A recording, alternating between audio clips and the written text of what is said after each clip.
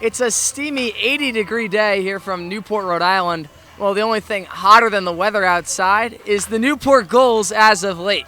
Riding a 6-game winning streak today enters quite the challenge as the Sanford Mainers traveled 3.5 hours south to come face off with the Newport Gulls. I'm Harry Tidgwell, and on today's NECBL broadcast pregame show, we're breaking down today's matchup between two of the top teams in the entire NECBL. This is a matchup you won't want to miss, and catch the pregame action starting right now.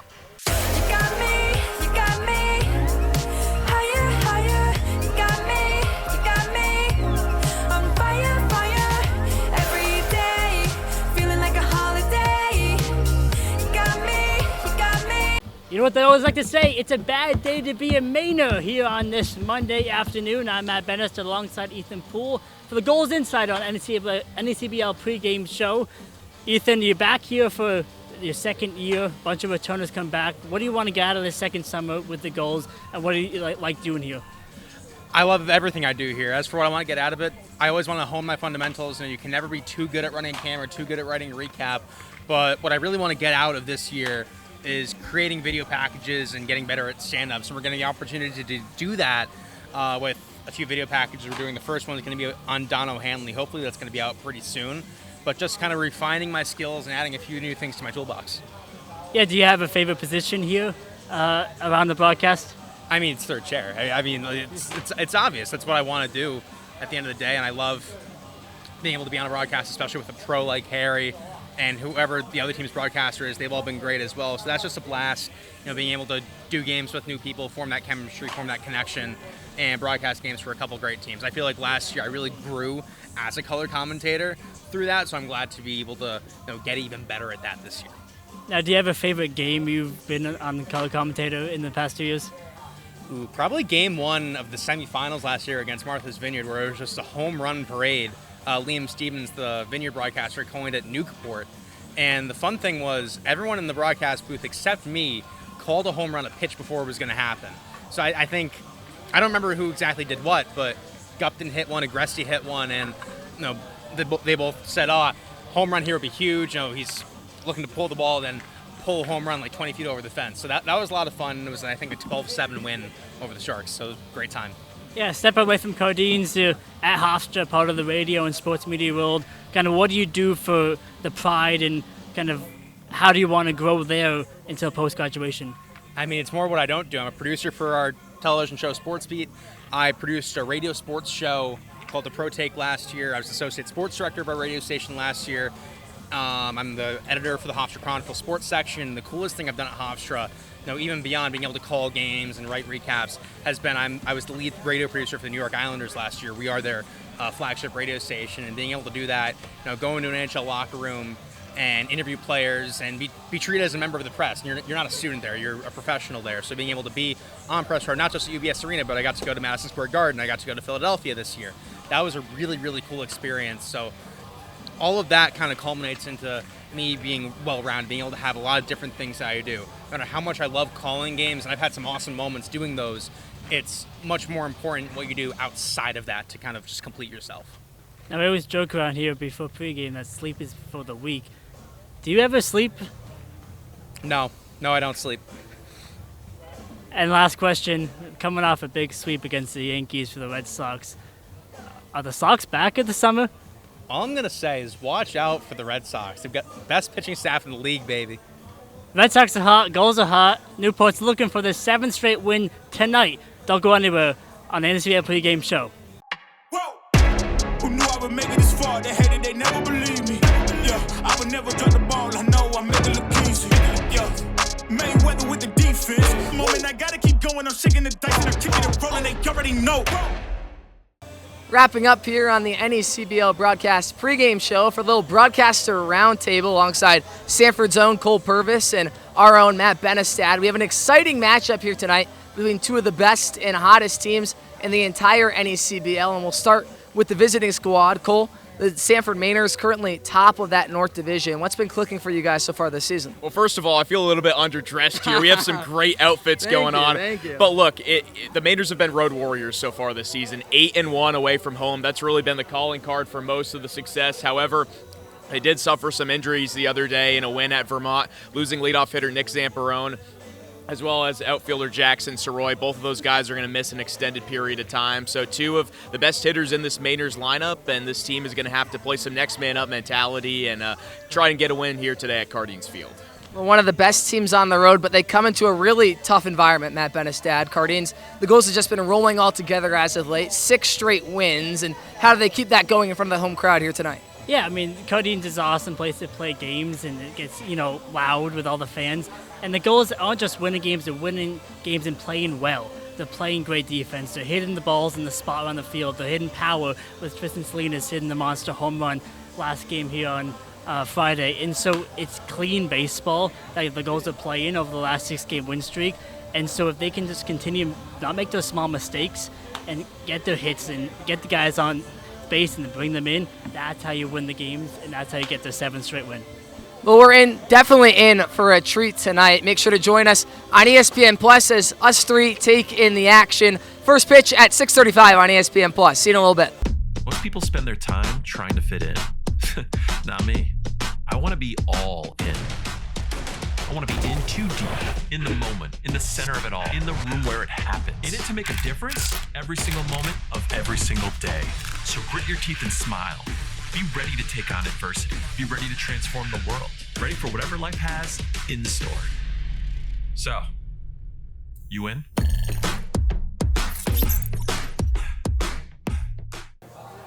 Welcome you back on the NECBL broadcast pregame show. I'm Harry Tidwell, alongside the recent focal point of the offense, Devin Zyrus, an offense that's been on a tear as of late through the NECBL. And what's been working for you guys, Devin? Yeah, I mean, I think we're just stringing together good at-bats. We've got a lot of really talented players, so I think, just bringing some chemistry, being together for, about a month now, I think we're just kind of finally stringing it together as a team and playing well. You specifically, we've seen you bounce around the top half of that batting lineup, lead off some games and the 2-hole others. How do you go about handling the different responsibilities? Yeah, I mean, I'm just trying to do anything I can to help the team win. So, I mean, if it calls for me to lead off, then I'm going to try my best to get on base so these studs can hit me in.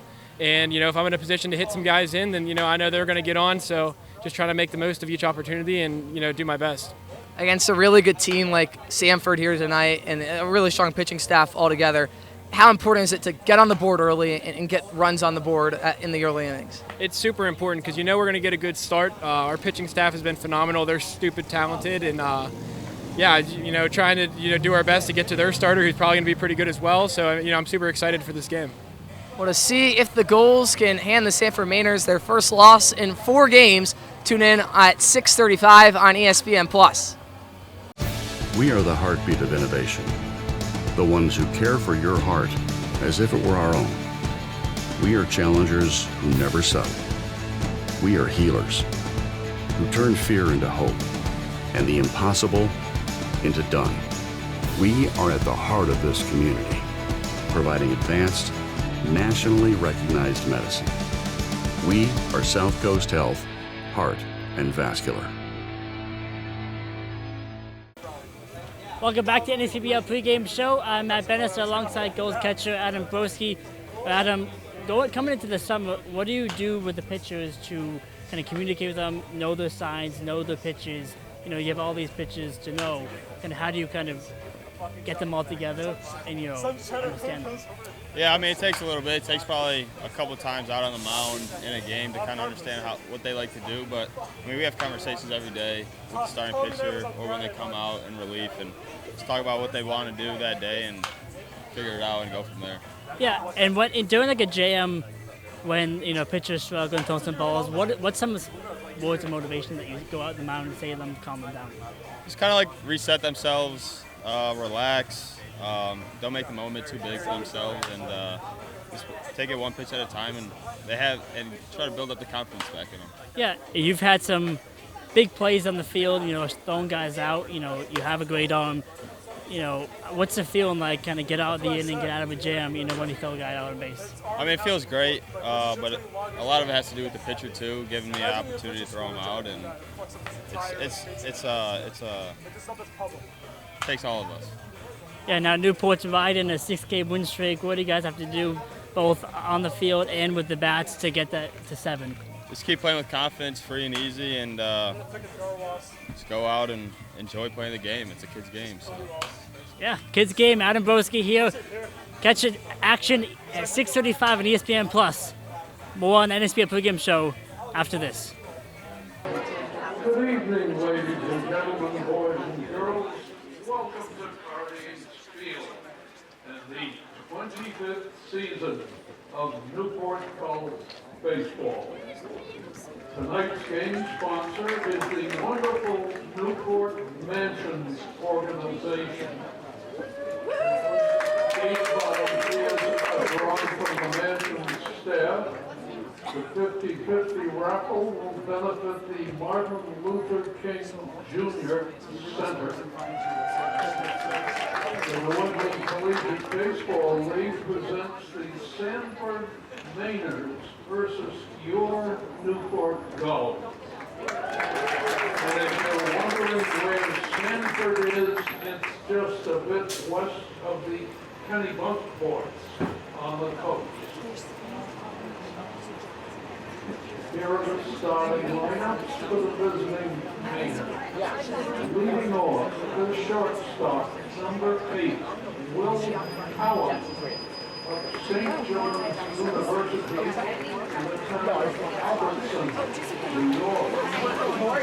Batting second, the designated hitter, number 21, Albert De La Rosa of the University of Maine, who resides in the town of Aya, Massachusetts.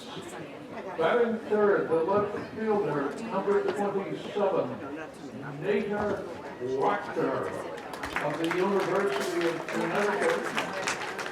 His home is in Concord, New Hampshire. Batting fourth, number 31,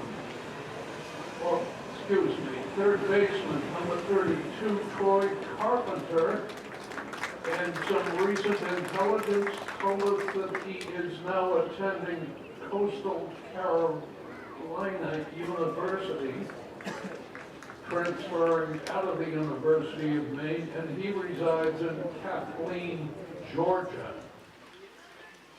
Batting fifth, the center fielder, number 6, Brendan Senkai of Bentley University in the town of Plainville, Connecticut. Batting 6, the catcher, number 11, Brennan Stokely of Southern Connecticut University, another resident from Plainville, Connecticut. Batting 7, the right fielder, number 23, Jack Tate from St. John's University in the town of Montauk, New York.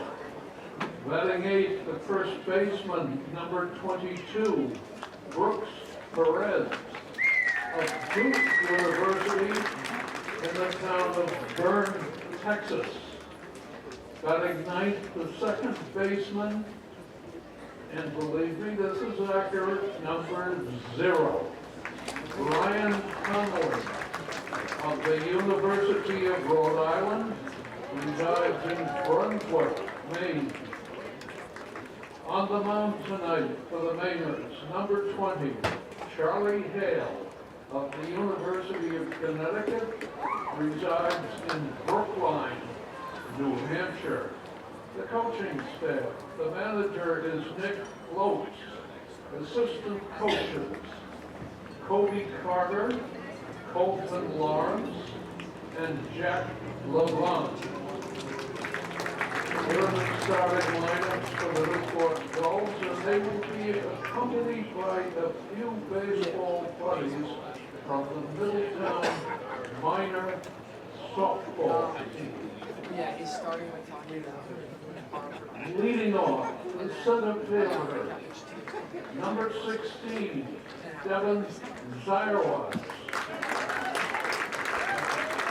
Eastern Michigan University and the town of Imperial, Pennsylvania.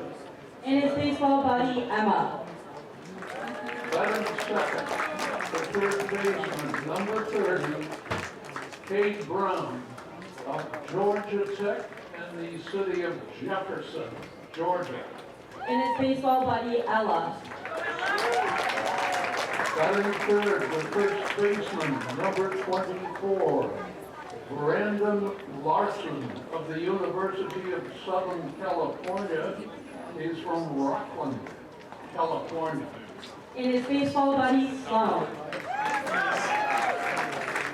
Batting in fourth position, the right fielder, number 10, Peter Mershon of Coastal Carolina University, resides in Taylor, South Carolina. And its baseball buddy, Tenzing. Batting fifth, the second baseman, number 15, Tristan Salinas of Rutgers University in the town of Boone, North Carolina. Batting sixth, the shortstop, number 1, Hayden Cloud of the University of Kentucky. He's from the interesting town of Nixa, Missouri. Batting seventh, the left fielder, number 31, Ryan Novak of Miami University in the town of Canton, Georgia. Batting eighth, the designated hitter, number 3, Colby Wallace of East Carolina University, resides in Bisco, North Carolina. Batting ninth, the catcher, number 2, Adam Borowski of Michigan State University. He lives in Harrison Township, Michigan. On the mound tonight for the Gulls, number 22, Maddox Miller of Mississippi State University, a resident of Hattiesburg, Mississippi. The coaching staff, the manager is Mike Boone, hitting coach Teddy Reagan, pitching coach Kevin Long, and the able assistant coaches Dylan Brown and Noah Martinez, a member of the 2022 Gulls. The umpires assigned to tonight's game. Calling balls and strikes, Mr. Ryan DeMare. On the base paths, Mr. Nick Barone and Mr. Daniel Fitzpatrick. We trust these fine gentlemen will be accorded every courtesy. Thank you. Thank you, Don. And good evening, Gulls fans. And welcome to Newport Mansion tonight at historic Gardens Field, featuring tonight's matchup with the Sanford Mainers and your Newport Gulls.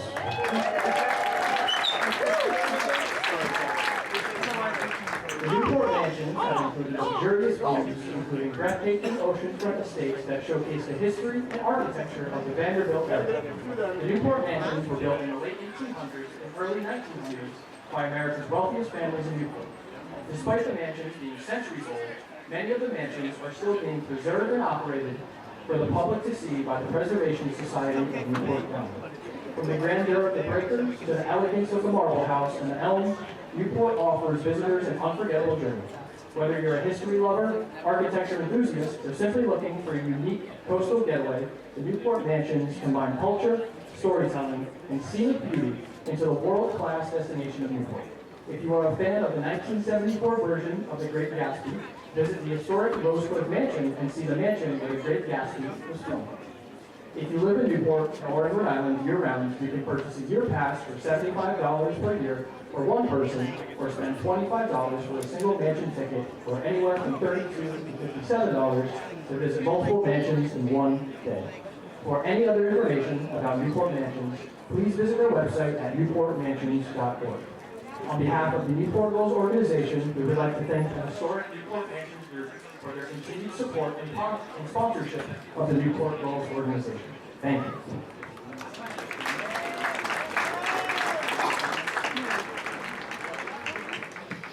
Tonight, Gulls fans, I'd like to welcome some very special guests from the Newport County Challengers Little League team, sponsored by Newport Mansions. first shot of the round for Switzerland's first pitch is Bennett. Woo! Good job, Bennett.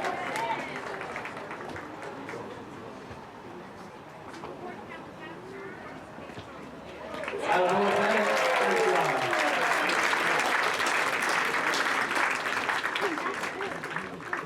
Next up is Castile and Nick.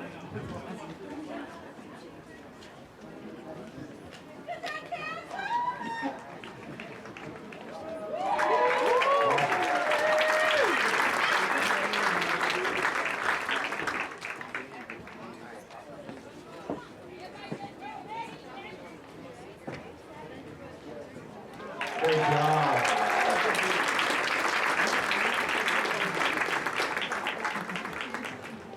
And then our third group, next up is Fitch and Jack Ford.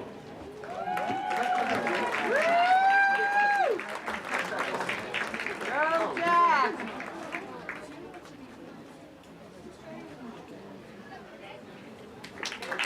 Great job.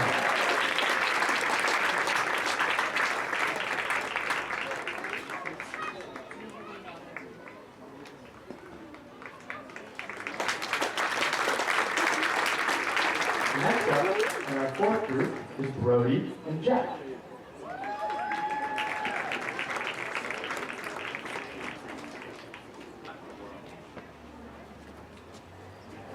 That's it, Brody.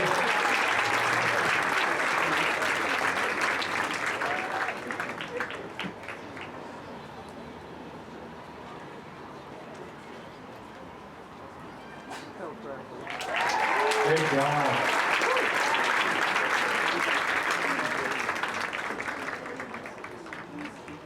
Representing our fifth and next group is Parker.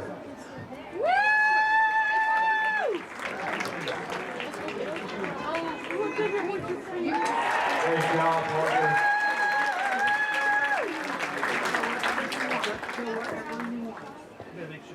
And last, but certainly not least, is Cam and Khalil. Go,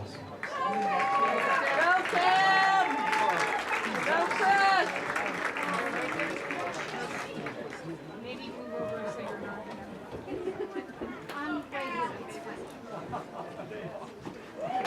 Great job, Cal.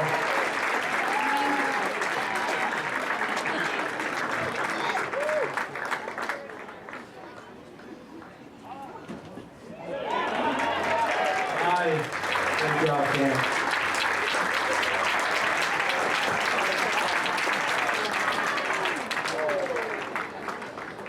Once again, ladies and gentlemen, please give a wonderful shout out to our friends over with the Newport Mansions, Newport County Challenge Relay Tour.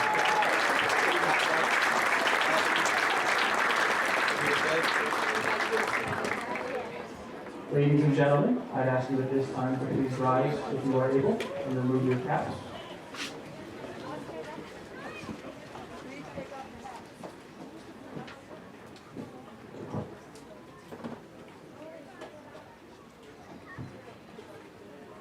Performing tonight's national anthem are the wonderful individuals from Newport Sings, the Newport County Youth Chorus, as well as the Aquidneck Singers and Chorus.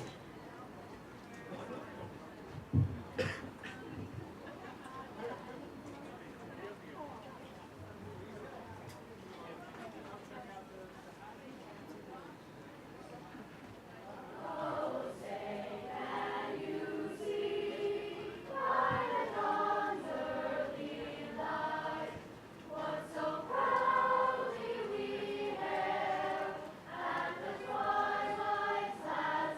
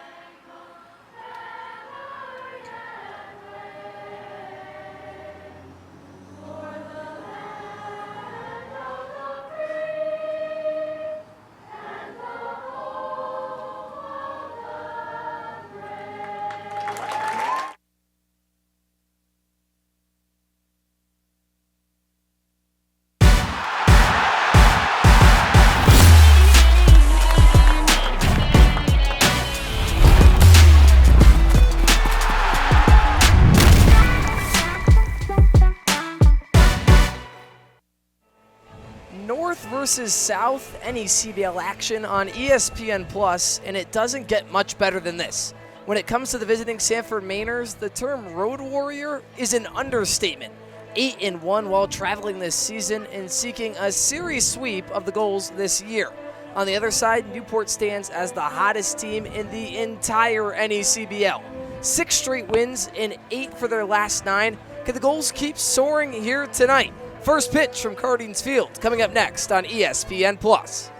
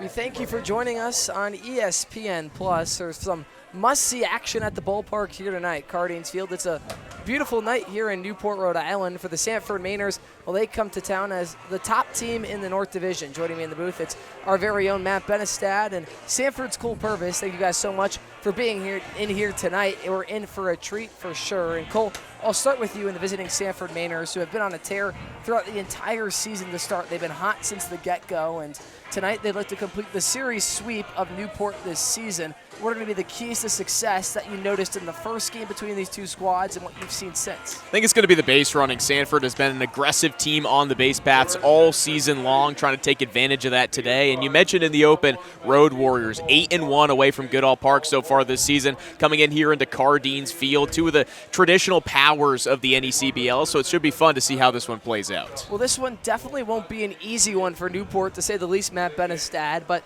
the Gulls just keep finding ways to win. Even in that 5-4 win against Bristol on Saturday, it wasn't their best ball game. They were out hit by over 4. They had 4 errors in the field, but they still clung on to that 1-run lead through the 9th. And here tonight, how do you find a way to just keep the winning streak alive and carry that momentum forward? I think definitely for Newport is to win the small things in this game. You can't make the errors in the field. You can't leave guys on base. That's how you lose games, especially in this NECBL action. It's anybody's game. You got to get the runs in. You got to play clean baseball. And it goes back to the game on Wednesday. I think that was a big turning point, that where the Newport was down. They came back. They won the walk-off. And then they've just been playing well, and they've been playing with intensity on the field and with the bats. And Newport needs to start that, early in the first inning in attack. Well, we'll send you down to the field as we gear up for first pitch. The man on the mound, Maddox Miller, a 9-flat ERA through his 1 appearance. It was a start on the season. He gave up 2 runs through 2 innings, 4 walks to 4 Ks as he tries to better the location of his pitches here tonight. That's the one key takeaway I think you would have. 4 walks and 2 innings, not exactly a key to success, but he starts the leadoff man, Will Cowan, with a strike at the knees. And for the batting lineup of the Mainers, I send it over to you, Cole. Lineup for Sanford leading off is Will Cowan. First time he's led off so far this season. Albert De La Rosa hits second. Nader Wachter in the 3-hole. Troy Carpenter cleans up. Brendan Sensai hits 5th. Brendan Staubly bats in the 6th spot. Jack Tate hits 7th. And then rounding out the lineup at 8 and 9 are Brooks Perez and Brian Conley. Cowan out of St. John's, recent winners of the Big East that made it all the way to the Super Regionals, count even at ones. Both of these, the pitcher and the hitter, and Maddox Miller, Mississippi State, obviously reaching to the Supers and eventually falling to Georgia. Will Cowan, they made it to the Super Regionals, eventually lost to Alabama, but immensely successful seasons, to say the least. Will Cowan was the Big East tournament player of the tournament. Pitch home, misses just up and away, so 2 balls and 2 strikes. We take a look across the fields for Newport. Ryan Novak, Devin Zyrus, and Peter Mershon man the outfield grass. Cade Brown at the hot corner. Cloud and Salinas up the middle. Brandon Larson over at first, and Adam Broski gets the start behind the dish. Colby Wallace will be the DH. The 2-2 home is fouled straight back into the netting, and will do it again. Yeah, lots of power conference representation across both sides, especially Newport. You look at their lineup, and it's really shocking compared to most of the other teams in the league. There are some big-name schools, and, of course, the pitcher-hitter battle here, 2 guys who, as you mentioned, made deep postseason runs. These are 2 teams that consistently bring in top talent and got him swinging for strike 1. Miller blew the heat right by him for the first out of the inning. In steps Albert De La Rosa. That's huge for Miller, too. Get the first guy out, get in a good groove on the mound, and start off a good start for his second appearance this summer. Looking to recover after a first appearance where he left a lot out there. Misses away for ball 1. And when you rack up 4 strikeouts in 2 innings, obviously that's impressive. But when you're allowing too many free base runners, runs are bound to score. And that's why we saw a fairly quick leash, just the 2 innings, but we'll see if he can settle in early, if he's able to work deeper into this ball game. Newport has had some really strong pitching as of late. De La Rosa, the designated hitter here tonight. 1 ball, 1 strike.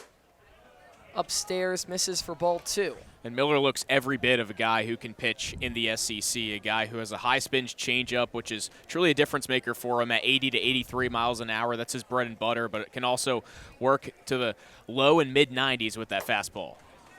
Just like that, blows the fastball by him. That one at 94. And early on, just through these first 2 batters alone, he's loved to go with the high heat. 2 balls, 2 strikes. We'll see if he goes back to it. Pitch home. Cold, strike 3. Frozen with the fastball again. Add 1 more mile per hour to the board. 95 out of Maddox Miller, dealing here in the top of the first. Yeah, so you come in and you're expecting somewhere between 91 to 95 from Maddox Miller, and he is hitting the top end of that spectrum right now, blowing it by at 95. And hits are going to be hard to come by for the Sanford Mainers today. They're going to have to hope that Miller loses a little bit of control and starts walking guys to try to chase him from this game, because I think hitting the ball and making contact are going to be very difficult, as he's a flamethrower. Back-to-back Ks, and he gets ahead with the strike on the outer third. Nader Wachter, the left fielder, digging on in. The 0-1. Fouled right back into the mitt, and now just 1 pitch away from a 1-2-3 inning for Maddox Miller. If he could put one by Wachter, they'd all be via the K. No balls, 2 strikes, 2 outs. Maddox Miller looking to keep dealing, and he blew the fastball right by him. At 95, you can't catch up to that one. And Newport will get their first chances in the bottom of the first when we come back on ESPN+. I'm turning dreams into reality. In the lab with the formula and chemistry. The memories spark and motivate and make the industry shake. We put the balls in the breaks. I'm talking one chance at best, yes. Painting pictures for the culture, keep the brushes fresh. Flip the cover, work the drummer, passion never rests. Freedom is our teacher under pressure, now we blessed. Yeah, it's 1 all, 1 shot, now the future is yours. Go!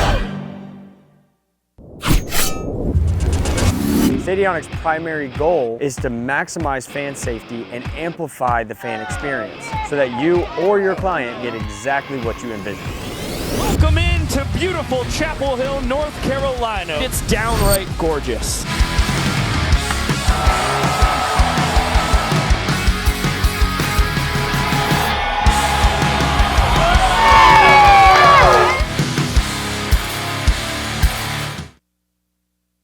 Well, a dominant start from Maddox Miller, and on the other side, it's Charlie Hale who will try and be keeping Newport at bay here tonight. Early signs of what could possibly be a low-scoring affair with the way that Miller looked through that first 3 outs of work, but what do you got on the right-hander from Sanford? Yeah, Charlie Hale out of UConn, and he's made 3 appearances so far this season. Typically a short leash for him. They don't want him to go an extended outing, and I would expect more of the same today. Either 2 or 3 innings his last time out. He tossed 2 versus Vermont. It was a really stress-free effort from him, did not give up a run or a hit. So looking for some of the same today and trying to keep pace with what we saw from Maddox Miller in that top of the first inning. And I think it's an interesting spot to be where you're a starter, but you're only expected to eat up 2 to 3 innings because it's similar to a bullpen appearance in a way, but obviously you're facing the batting lineup for the first time. As we look at that batting lineup for Newport, Devin Zyrus leads things off, followed by Cade Brown, Brandon Larson, and Peter Mershon batting cleanup. Salinas bats 5th, Caden Cloud, Ryan Novak 6th and 7th, and then Colby Wallace and Adam Broski. Round out today's lineup for the Newport Gulls, a team that's just been in the complete swing of things as of late. The offense wasn't quite there against Bristol, only managed 5 runs. 3 of those were scored by Gus Gandy, who's not in the starting lineup today, but prior to that, we've seen double-digit performance after double-digit performance. You think back to that dominant win on Friday against Ocean State, the walk-off win against the Valley Blue Sox on Wednesday. Newport looking to secure their 7th straight win. It would make them 9 for their last 10. Zyrus watches strike 1. Take a look at the fielders backing up Hale here today. Catching is Brennan Stobley in the battery with Hale. And then infield left to right, Troy Carpenter at third, Will Cowan the shortstop, Brian Conley man second base, and Brooks Perez over at first. And then outfield left to right is Nader Wachter, Brendan Sensai, and Jack Tate. 1 ball, 1 strike into the lefty Zyrus. Is clubbed deep right field, but it's going to be foul. Just a little too early on it. That ball would have been out of here by a mile. Just sat on that breaking ball. Needs to just sit on it for a tick longer. Hale up 1-2. The pitch home. Flied into center field now, but working on in is Sensai. Tracking back and underneath it for the first out of the inning. Some nice swings from Zyrus, but just too far underneath that 1-2 pitch. Pops it up too high, and Sensai able to track it down.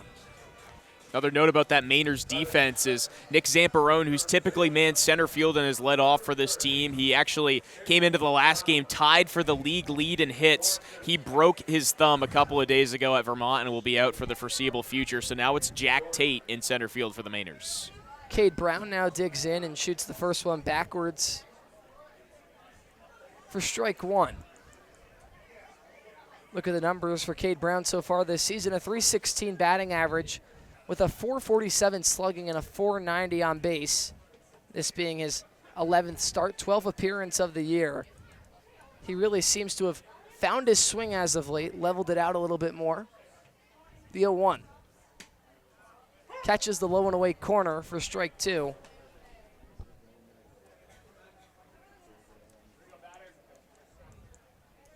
Hale looking for his first strikeout of the evening. Working out of the windup. No balls, 2 strikes. Hale kicks and deals.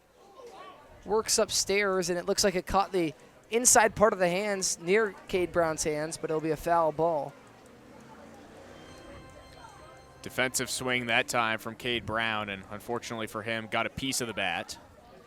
And if you're Hale, you now know that Brown is being really aggressive. He's trying to protect any way you can.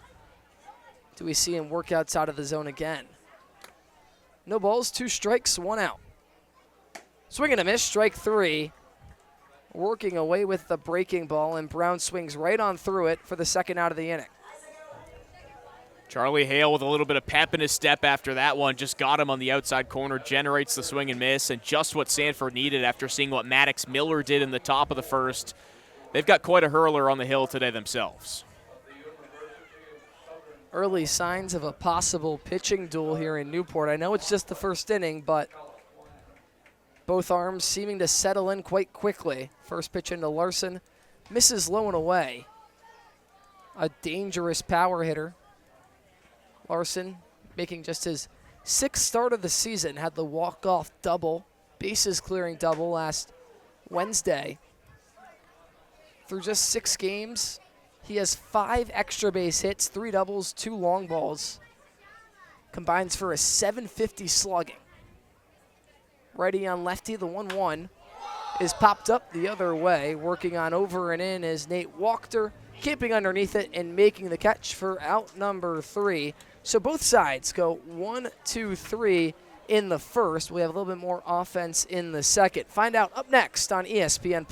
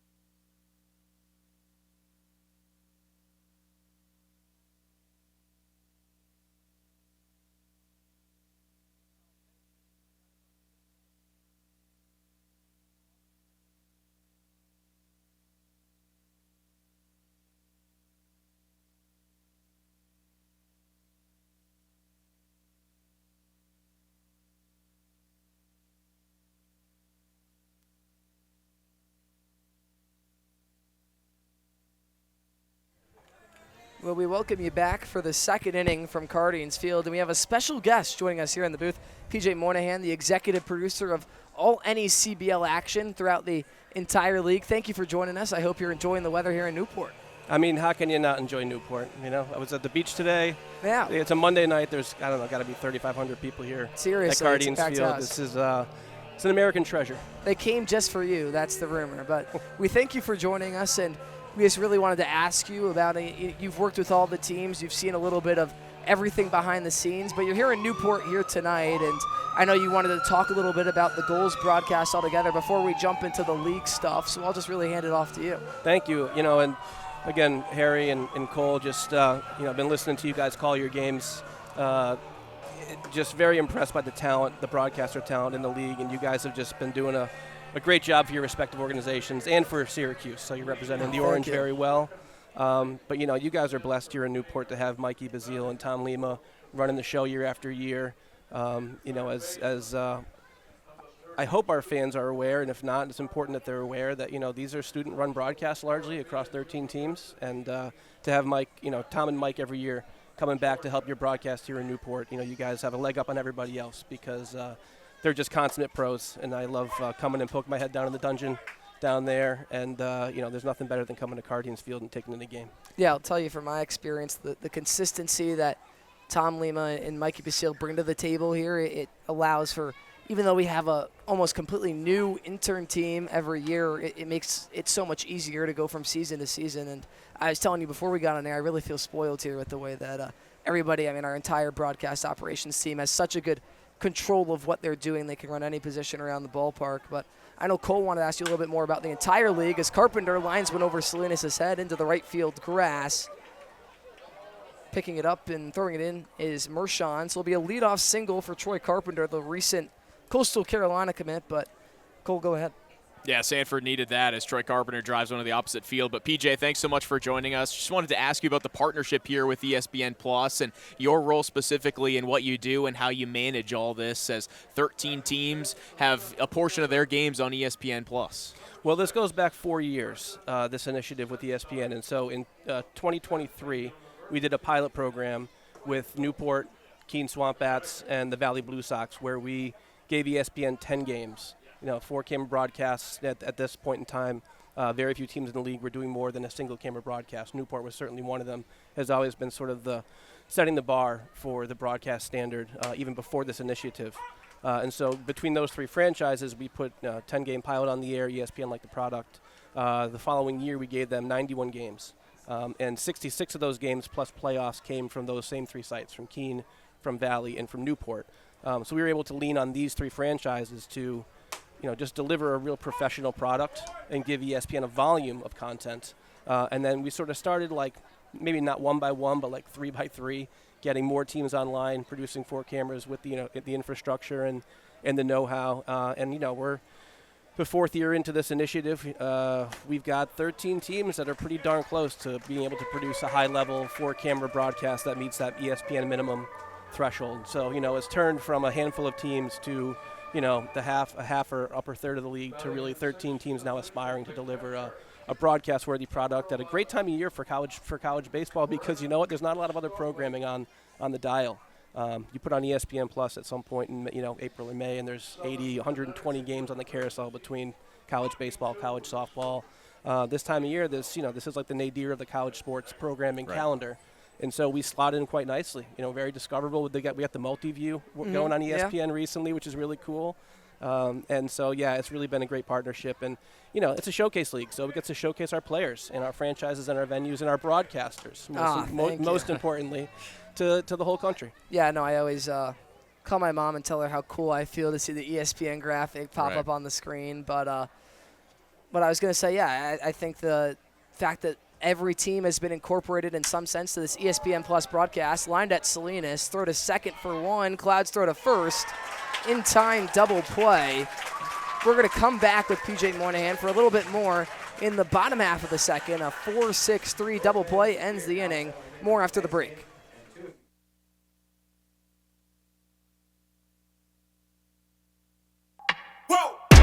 Who knew I would make it this far? They hated, they never believed me. Yeah, I would never drop the ball. I know I make it look easy. Yeah, Mayweather with the defense. Moment I gotta keep going. I'm shaking the dice and I'm kicking and rolling. They already know. We are the heartbeat of innovation. The ones who care for your heart as if it were our own. We are challengers who never settle. We are healers who turn fear into hope and the impossible into done. We are at the heart of this community, providing advanced, nationally recognized medicine. We are South Coast Health, Heart and Vascular.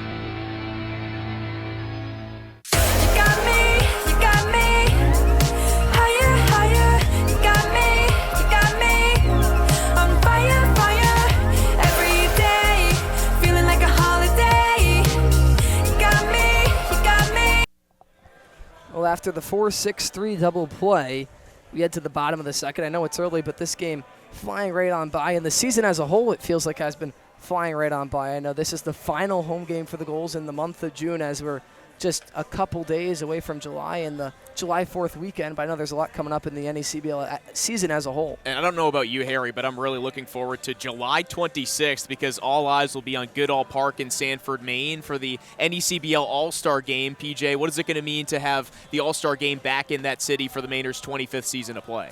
Well, I always say that the All-Star Game is really the apex of the summer, because all 13 teams have skin in the game. 8 teams make the playoffs. And some of the best baseball does come down the stretch in the postseason. But you got 13 teams invested. And, again, as a showcase league, it's like we're putting the best players together in one platform in one day.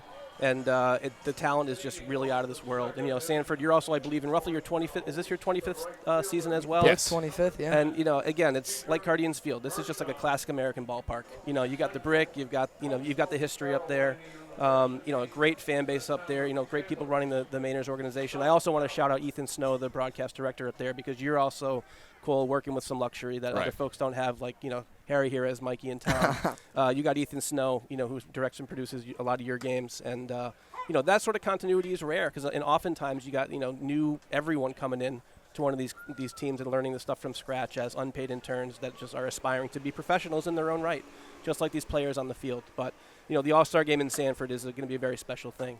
And, it's also a nice little rivalry we have on between the White Lines here today, between the Mainers and the Gulls. Absolutely. Lots of history between the two. A lot of history between the two. I know we only get the 2 matchups a year. I was talking to Cole before the game. It's a shame I only get to see him here once, but it makes those games so much more meaningful, I feel like, when these two ball clubs square off. And, I mean, this could be a very possible playoff matchup as well, but it's really a treat, and I think that's why it's only a Monday night. Obviously, Cardines has this seems like a Friday night crowd almost with the way that the stands are packed here tonight. You know, the Newport Gulls, the Sanford Mainers, the Keene Swamp Bats. I mean, I would argue that these franchises are as well run and professionally produced for the players, for the fans, for everyone, including the audience out there on the broadcast, as any summer collegiate baseball league franchise in the country. You know, more so than some minor league teams, which are all operating as for-profits. I mean, these organizations are such a part of their community. You see that on the field before the game in Newport. You'll see that full throat in Sanford this summer as the Mainers host the All-Star game, and it's just how these New England communities come together around these franchises is a pretty special thing. Yeah, it really is special. One thing I've realized is the ESPN Plus platform. It's not just parents of the players or my parents that are tuning in. There's a genuine fandom that surrounds all these teams, and ESPN Plus allows us for fans to follow them throughout the entire season, especially when they're on the road. Obviously, 3.5 hours separate these two ball clubs, but the Sanford Mainers faithful back up north are still able to watch as Mershon goes down swinging for out number 1. So, PJ, you hinted at the ballparks and some of the different quirks around the entire league. So, what are some of your favorite places in the league and some of your favorite, experiences, whether it be the food, the ballpark layout? What stands out to you? Well, I think one of the coolest things is, New England is so diverse geographically. You can be in Montpelier one night and you're in these beautiful green mountains, and then next day you're on the bus and you're in the ocean in Newport. And so Martha's Vineyard. These are just some really remarkable, quintessentially New England communities. Salinas grounds it over. Baseball adds a little spice to these communities in the summertime. But, you guys see it because you get to travel to all the away games as broadcasters. I mean, just the diversity of these cities and towns. I mean, we have 13 franchises that are like quintessentially New England. Like some of the stuff is like straight up out of a Norman Rockwell painting. Seriously. The kids running around chasing the foul balls at these games just never gets old. I just love the diversity of that experience. I spent a good part of the last couple of summers on the road just helping teams get where they need to go with these 4-camera, sort of base setups. And at this point, I'm more sitting back and watching on a multi-view at home, providing notes in a Teams channel and, just trying to oversee 6 games at once. What was really fun and thrilling about being out there sort of touring New England every summer was just being in a different community every night. And, I think that this is going to be an experience you young men look back upon it, regardless of where your career takes you when you think about how special that summer was in the NECBL. Yeah, no, I think the travel that this league offers and us broadcasters getting to travel along with the teams, it really is, it's beyond exceptional. And I'm from the middle of New York. There's not much to do there. But out here in New England, as Cloud pops it up right side and wrapped in leather for the 3rd out of the inning, it's an experience unlike any other here in the NECBL, to say the least. We'd like to thank you, PJ Moynihan, for joining us, the executive producer of all this NECBL action. Thank you for all the help that you provide during the season and for coming on the broadcast here today.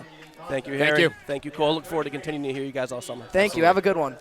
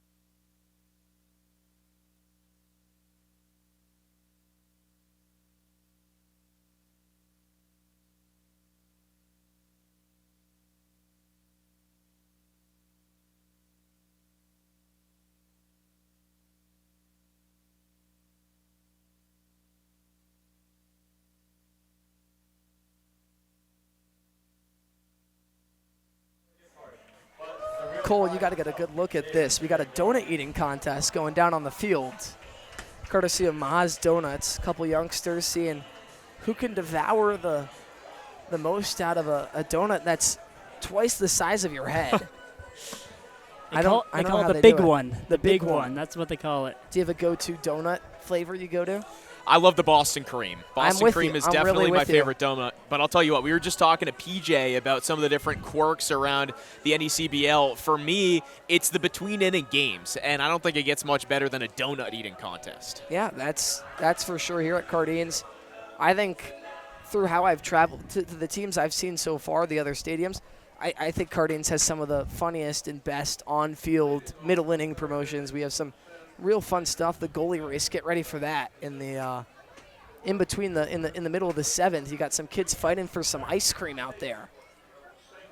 The top of the 3rd, Troy Carpenter recorded the first hit of the ball game in the top of the 2nd, committed to Coastal Carolina for next season alongside Devin Zyrus and Peter Mershon on the Newport side of things. So a couple of NECBL guys now meeting up at the college level next season. But the next 3 batters, and Sensei and Stabley.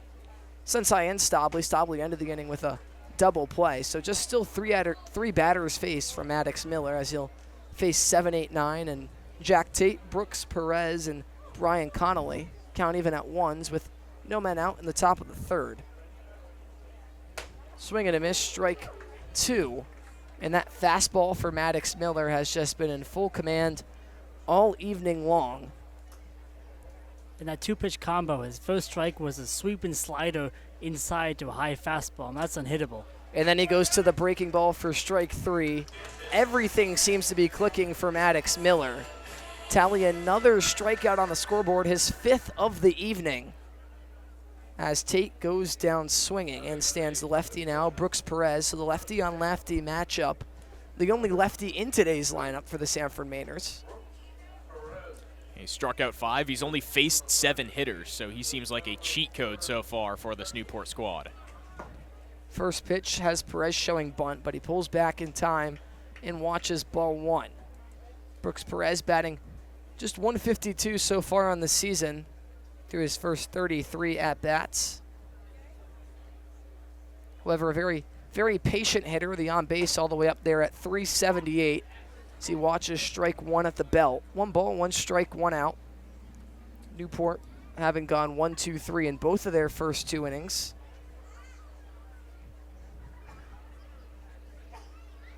Both arms seem to really be dealing early in this one. Pitch misses low for Miller. 2 balls, 1 strike. Miller has the type of velo you just don't see very often in the NECBL, and so I think the formula against him is to try to stay patient, get him off his rocker, and hopefully, if you're the Sanford Mainers, he loses some of that command and starts walking guys, because besides Troy Carpenter, who is one of the better hitters in this league, the rest of the Mainers lineup I think is going to struggle to put bat to ball against Miller. Well, the walks were the curses last time. Averaged 2 walks per inning in his first start of the season. Yet to issue a free pass here tonight, but the count at 3-1. Pitch home is grounded right side, but hops off of Larson's glove. Salinas has it, throw to first, not going to be in time. Seemed to take a wacky bounce off of the lip over at first. We'll take another look at the replay. But in and out of the glove of Larson, and by the time Salinas got his hands on it, not enough time to beat Brooks Perez to the bag. So that hands things off to the 9-hitter, Brian Connolly, with 1 man on and 1 out.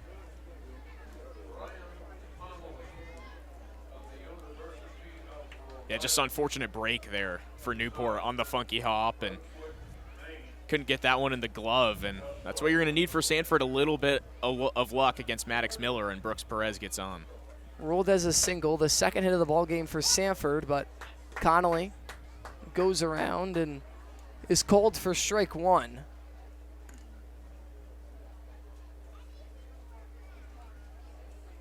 Last inning ended with a 4-6-3 double play. Could Miller cook up another one? Pick off over towards first, and Perez standing up.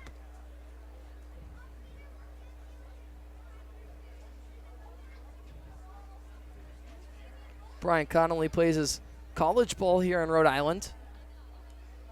Just finished his freshman year at URI. 1 ball, 1 strike, 1 out, 1 man on. Thank you for joining us on ESPN Plus. It's been a quick first couple of innings, but a heavyweight bout from Cardines Field. Matt Benestad, Cole Purvis, I'm Harry Tidgewell with you here in the booth. We got Veronica Borelli patrolling the sidelines today. We'll hear from her for the first time in just a little bit. But Miller ahead 1-2, seeking for his 6th strikeout of the ball game. Pitch home. Fouled straight back and into the netting. And, I like to have my hands ready to always catch a foul ball, but I forget the netting's there. And that's Stadionic, robbing us of all these catches I could be making here in the booth. The official netting and facility partner of the New England League, Stadionic's netting, wall padding, and facility solutions have been featured in Major League Baseball venues, including Citi Field, home of the Mets, and Truist Park, home of the Atlanta Braves, as well as collegiate facilities throughout the entire country, Florida, North Carolina, Clemson, Texas, and many more. From design to fabrication to installation, Stadionic is making sports facilities iconic. Miller ahead, 1-2. The pitch home is lined softly right side, but out of play and into the stands. So that one misses the netting and ends up a lucky souvenir for a fan, as we'll do the 1-2 again for the third time in a row. Almost had a nice fan catch over there in the left field bleachers. Has either of you ever caught a foul ball? No. I haven't. 1-2, got him swinging. 6 Ks for Maddox Miller. Dicing batters left and right, and he picks up his second out of the inning as the lineup turns over to Will Cowan at the top, who, to no surprise with the way that Miller has looked, struck out his first time around. We'll see if he has better luck the second time through the order.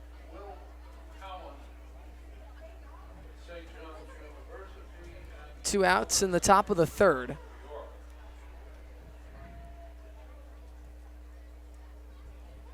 Miller kicks and deals. Catches the outer third at the letters for strike one. Question is, have you, Harry, caught a foul ball? I have not caught a foul ball. I've found a foul ball. I haven't caught one straight out the air, though. I've tracked it down in the stands, however. No balls, 1 strike. Misses upstairs, and I was always a kid that brought his glove to the ballpark, but never quite had the luck. We used to have the, well, they still are a team, but the Tri-City Valley Cats were a low-A affiliate of the Houston Astros. Jose Altuve even passed through there.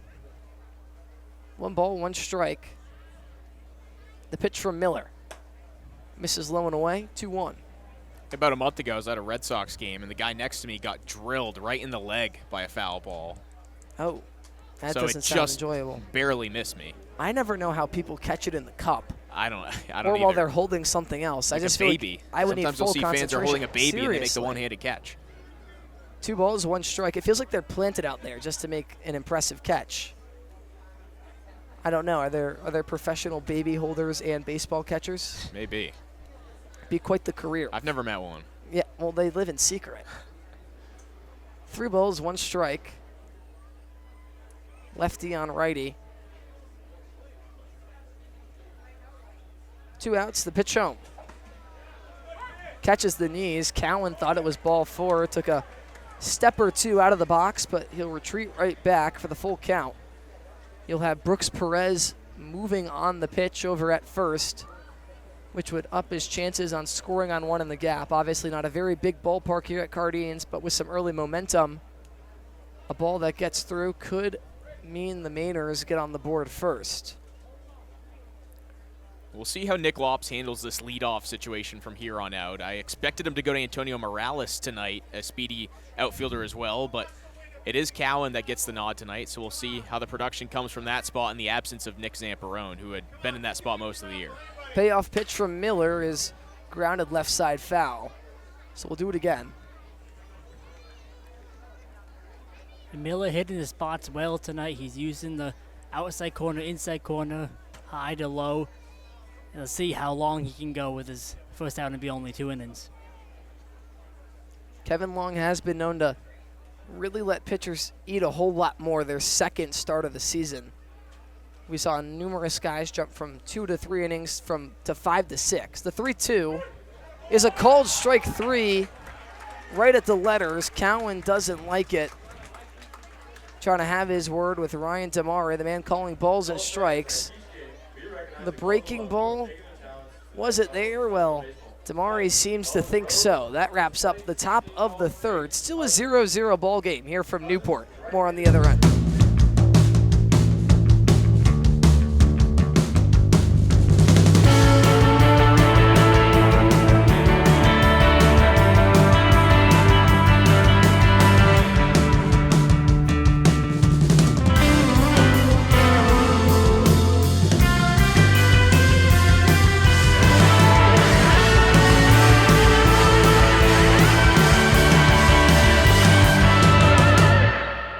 What makes a great team hat?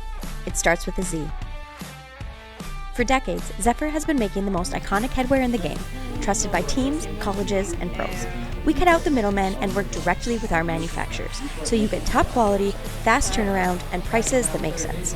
From bold designs to unbeatable fit, Zephyr hats are built to match the quality of your team, right down to the last stitch.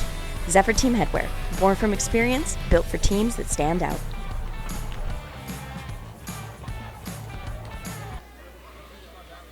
Welcome back to Cardines Field. I'm Veronica Borelli, and the Gulls are currently on a 6-game win streak thanks to the help of pitcher Jake Linehan.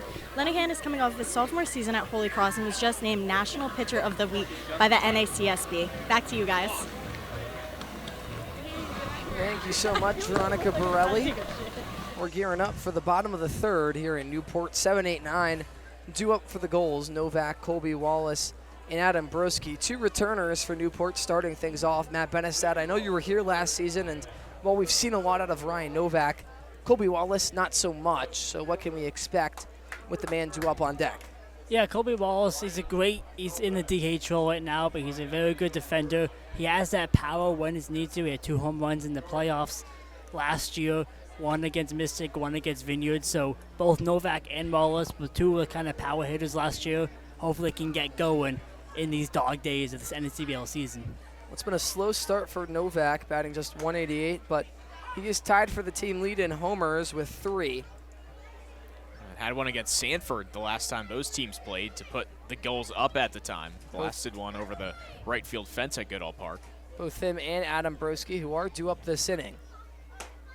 Pitch into the lefty, just misses. 2 balls, 1 strike. So that goes to show, I think, a difference between these teams is that Newport has gotten consistent production from that bottom part of the order. Sanford, meanwhile, is still looking for that. Novak fouls one left side.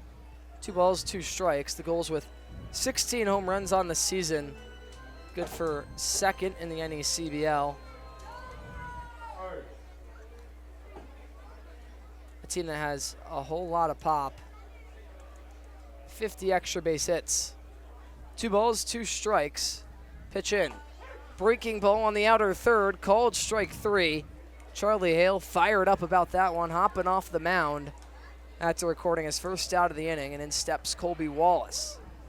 Yeah, he's found his groove, froze him there. A nice 2-strike pitch from Hale, and like I mentioned earlier, he's got a little pep in his step, walking off the mound after some of these strikeouts. He's really feeling it, you can tell, and we'll see how long Coach Nick Lops decides to ride the hot hand. Mentioned he's usually on a short leash. We'll see if this is an exception.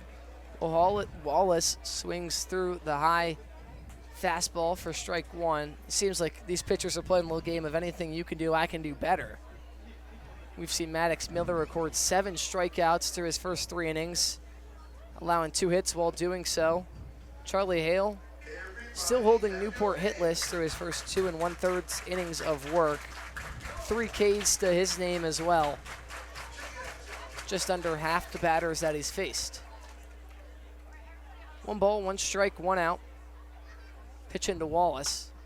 Sawed off at the hands into foul territory, sliding towards the fence, but coming up empty-handed is the first baseman, Brooks Perez.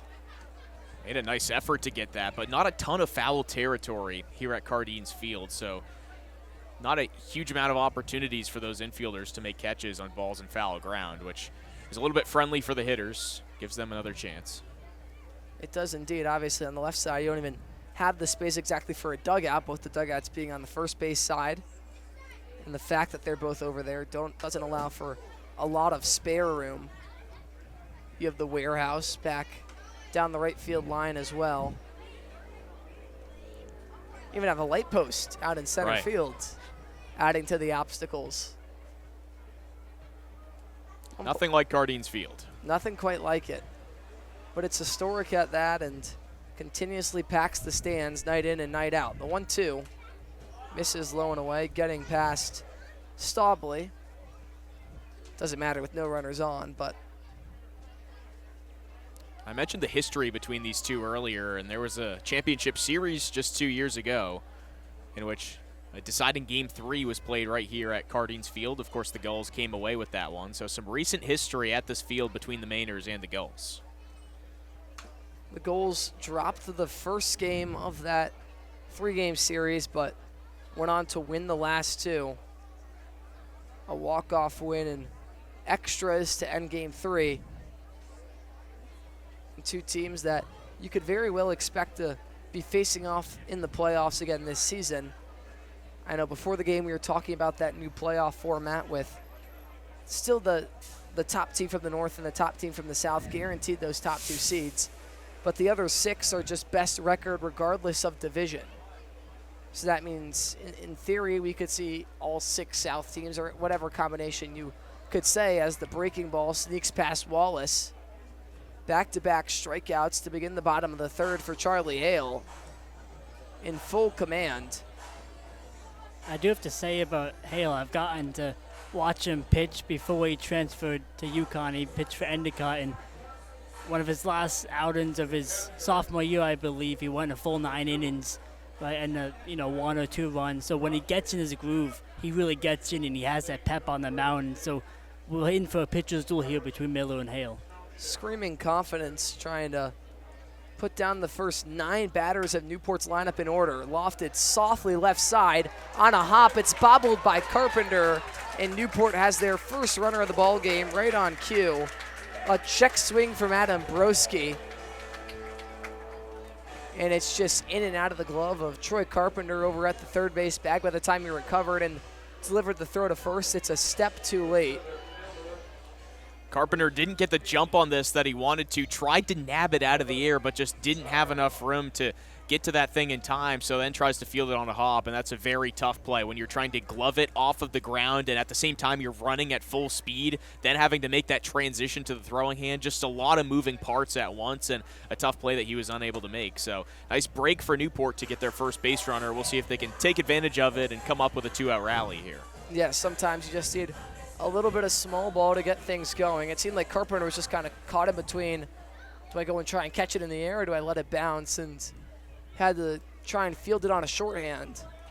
The 1-0 pickoff towards first. Broski dives back in safely. Broski awarded a single on that chopper towards the third base bag. So both teams now in the hit column here tonight. The 1-0. Breaking ball, running inside and missing for ball 2. Zyrus was 0 for 1 tonight, but you look at his season average sitting at 412 batting average, a 529 slugging with a 545 on base.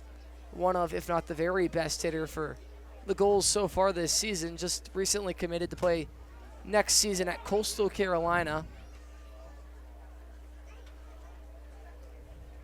We've seen a little switch at the, we've seen Zyrus bat leadoff in other games, but Gus Gandy, the typical leadoff man, gets the rest today. 2-1 is roped deep right field, but hooking foul. The second time we've seen Zyrus do that today, just destroying balls down that right field line, but a tick too early.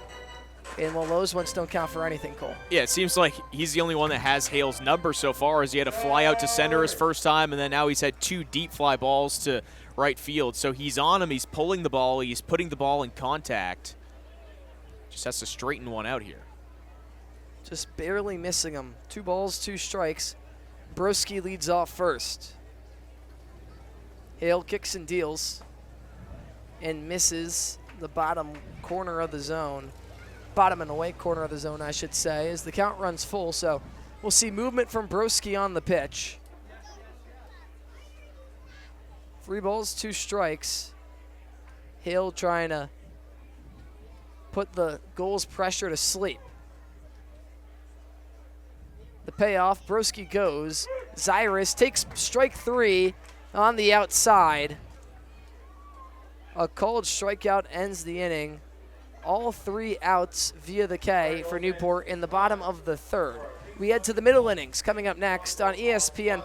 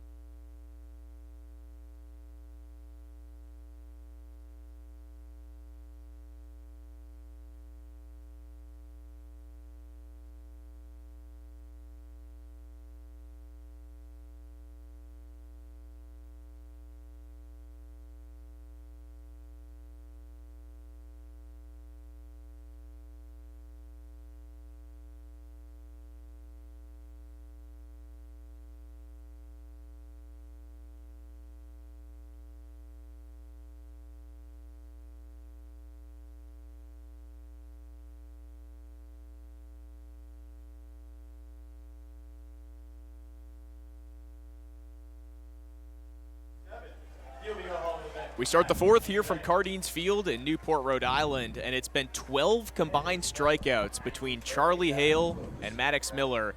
The two pitchers just mowing down the opposing offenses, and we'll see which team can draw first blood as Sanford has 2, 3, and 4 coming up in its part of the order. Albert De La Rosa, Nader Wachter, and Troy Carpenter. So if you're Coach Nick Lops and company, you're smelling runs, as that's the meat of the order here, trying to get to Miller for the first time today. Well, they say that baseball can sometimes be like alphabet soup, but this one just has a lot of Ks. That's about it. 12 Ks in total, as you said, and neither team getting a lot going offensively, but as we see fatigue possibly start to set in, you look at the pitching numbers for Maddox Miller, already at 46 total pitches. As that fatigue starts to kick in, as we see the fastball maybe tick down a couple miles per hour, is Sanford going to be able to jump on things a little bit better? We'll take this time to remind you that Zephyr is the official on-field cap of the NECBL, also known as the Z-Hats. Zephyr is the authentic college hat with over 800 colleges and channels that same energy and creativity into building custom hats of all types for pro sports teams, clothing brands, and companies everywhere. Make sure you pick up your official Sanford Mainers and Newport Gulls on-field cap today. I got my Z-cap today. There we go. I'm very excited about it. You know, I like sometimes they have the primary logo on the caps, but then they also sell ones that have the alternate logos of respective teams. I know you guys have one that says the Nest here. This is the one I got. Looks pretty sweet. The Nest. Got it in the booth with us. The Z-caps on site. And the first pitch of the fourth for Maddox Miller hits the outside corner. 0-1 against Albert De La Rosa. Now, something very important for pitchers is getting that first strike. That is just a confidence boost for the at-bat. Gets the second strike, too, by way of a swing and miss. And when you pound the zone early, it puts you in control. Because whether a batter's willing to swing at that first pitch or not, they usually aren't fully ready for it. That misses low, so De La Rosa avoids the 3-pitch strikeout. De La Rosa was 0 for 3 with a walk and struck out twice against Vermont in Sanford's 4-2 win at Montpelier Recreation Field on Saturday. Both of these teams coming off of a scheduled day off. So plenty of rest heading into this Monday matchup as De La Rosa cuts and misses for strike 3. The 8th K of the day for Maddox Miller. And when you're working ahead like Miller has, it keeps batters guessing. Obviously, a fastball that's thrown at 95 is never easy to hit, but it's a lot easier to hit when you know what's coming, when you're in a hitter's count. Think 3-1, 3-0, whatever it may be. But Miller just really hasn't found himself in those situations here tonight. Nader Wachter takes a big hack and a miss at the first pitch. Wachter was the hero in that game against Vermont. Hit a 2 RBI single in the 8th inning that would eventually be the game-winning hit. Broke a 2-2 tie, ripping one on the ground to left.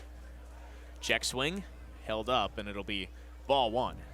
I also think it's helped a little bit. We've had Mr. Ryan DeMario behind the plate. Compared to other umpires, I think we've seen a little bit of an expanded zone. He's given them a little bit more, and I think that has played to the benefit of both sides quite equally. It's nothing egregious, I would say, but I think it's definitely, if you're on the hitting side of things, you want to be a little bit more protective, a little bit more aggressive. We've seen a couple of batters take a step out of the box and then realize they got to come back. Miller shakes him off, now agrees and deals, and it misses low and inside. So Wachter evens the count at 2-2. That game against Vermont, Sanford trailed 2-0, but then Dom Tozzi, the catcher, blasted a home run over the right field fence to even it up at 2, and then Wachter's RBI single gave the Mainers the lead. This is cranked into foul territory in left field, and that is going to get out of play. So Wachter protecting the plate nicely, he stays alive. Yeah, pitch that was really worked inside and he had to get the hands in on, but managed to do so. Just something he really couldn't do much with. A good location from Maddox Miller. Wachter's second team All-Big East this past season, started all 58 games for the Yukon Huskies and hit .273. 13 doubles and 6 home runs to his name.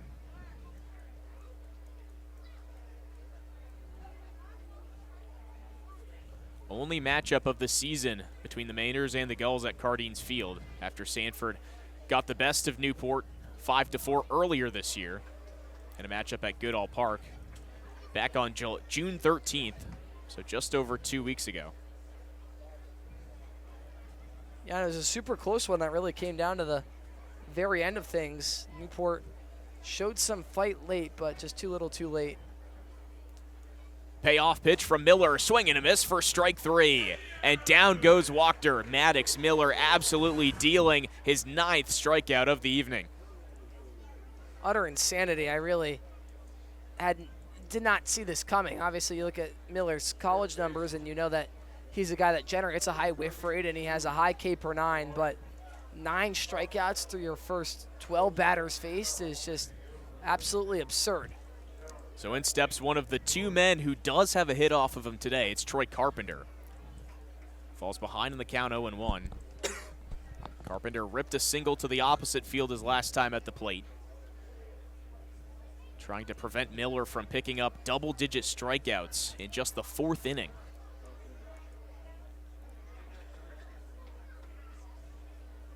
Miller kicks and deals, misses high. Carpenter, as we mentioned earlier, just recently committed to Coastal Carolina after spending his freshman season at the University of Maine.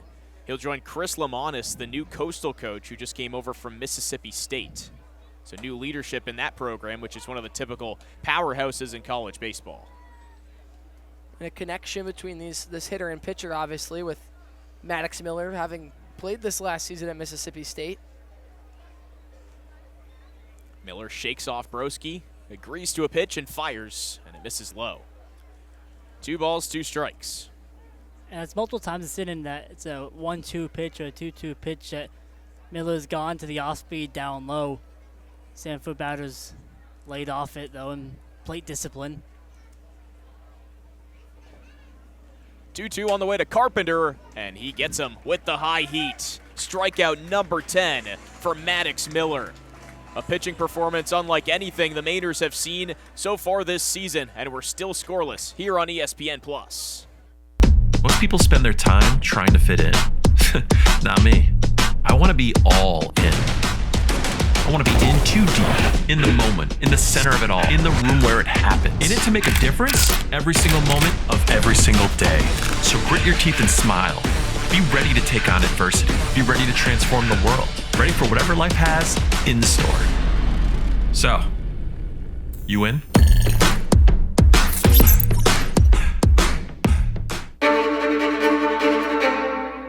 The motoring event of the year returns. The All Dream Newport Concours and Motor Week, October 1st through 4th. Witness breathtaking automobiles against a stunning backdrop of coastline and historic venues. From celebrated events like the Gathering and Concours d'Elegance to the all-new Supercar and Hypercar Concours, and free access to the Concours Village. There's something for all to enjoy. Join us in our Chair Jay Leno in celebrating automotive excellence, luxury, and community. Tickets on sale now. Look at that couple watching the game from the back porch, as we've got a good one here from between the Sanford Mainers and the Newport Gulls on ESPN+. And Charlie Hale is into the 4th inning of work for the first time this season, so he's pitched 3 outings so far. He went 2 innings in 2 of them and then 3 innings in another one. First time he's worked into the 4th this season. And I mean, for good reason. He's been dealing so far 5 strikeouts to his name and has been keeping pace with Maddox Miller on the Newport side. Yeah, I think following a performance like what we've seen out of Maddox Miller since the very start of the game is never easy, but Hale is actually not only matched his confidence, he's almost doubled it in a sense. It feels like every pitch he's competing with purpose, and the way that he's put down one of, if not the most dangerous offense in the entire NECBL, allowing just 1 hit on a check swing is beyond impressive, and I think that's why the Mainers are letting him eat a little bit more here tonight. In steps Cade Brown, who has 12 hits on the season, hitting .316. Rips this one high in the air to left field. Wachter camps under it, moves in, and makes the grab. So 1 pitch, 1 out here in the bottom of the 4th. And if you're Newport, the approach should be a little different. When you're having struggle against a starting arm, you either got to get to your main goal should be to get to the bullpen, and they should be trying to work these at-bats more. Instead, Brown with the aggressive first pitch swing, and he comes up empty-handed with the fly out into left field. We'll see if the middle of the order tries to make Hale come to them a little bit more. You saw in the replay there, that couple just watching the game from their backyard. They don't even need season tickets to the Newport Gulls. Yeah, They've got a front row seat every single day. It's nice. I'm sure there's a couple window repairmen they have to call every once in a while, but definitely nice to just go hop right out on back and take in all the action. Ripped up the middle. That gets through for a base hit off the bat of Brandon Larson. And it's the second hit of the day against Charlie Hale. Someone that just hits the ball so incredibly hard. You look at his frame, 6'6", 240. And he's able to connect with it even though he didn't get much elevation underneath it. Nearly takes off one of the legs of Hale. Skips it right through for his first hit of the ball game.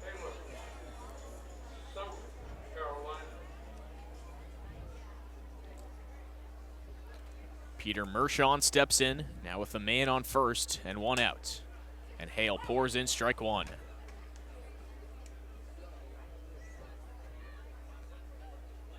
For Newport now working with a man on and less than 2 outs. See if they pull out some situational hitting, try and get Larson into scoring position and give Salinas a better chance. Ripped to third. Carpenter backhands it, fires to second for one, on to first for two. The twin killing to end the bottom of the fourth. Charlie Hale gets a nice gift from his defense. Carpenter started and Sanford works it all the way around the horn, and we're still scoreless after 4. We've got a defensive battle from Cardines Field. Don't go anywhere.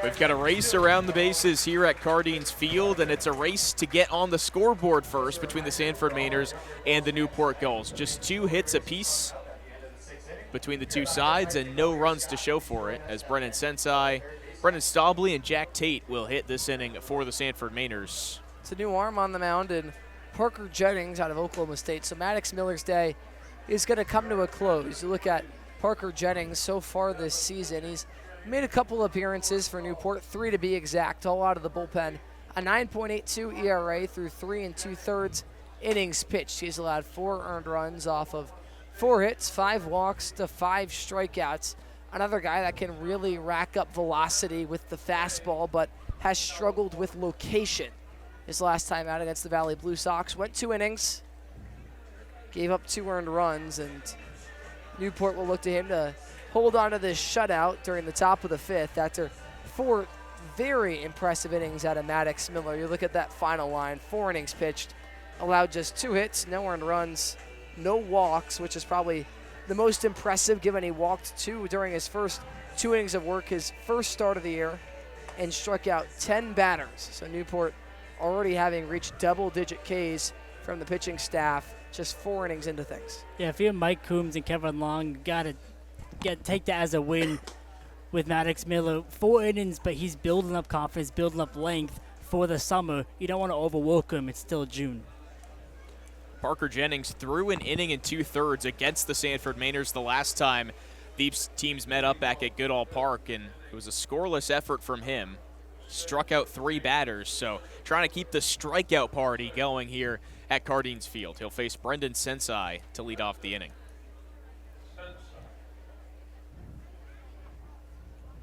The Mainers, the first team to force Newport to break into the bullpen. We'll see if they have better luck against the second arm preferred to the first.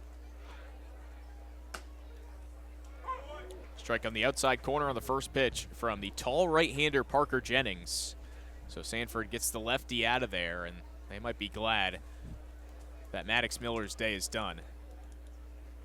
As base runners certainly came at a premium, only 2 against Maddox Miller.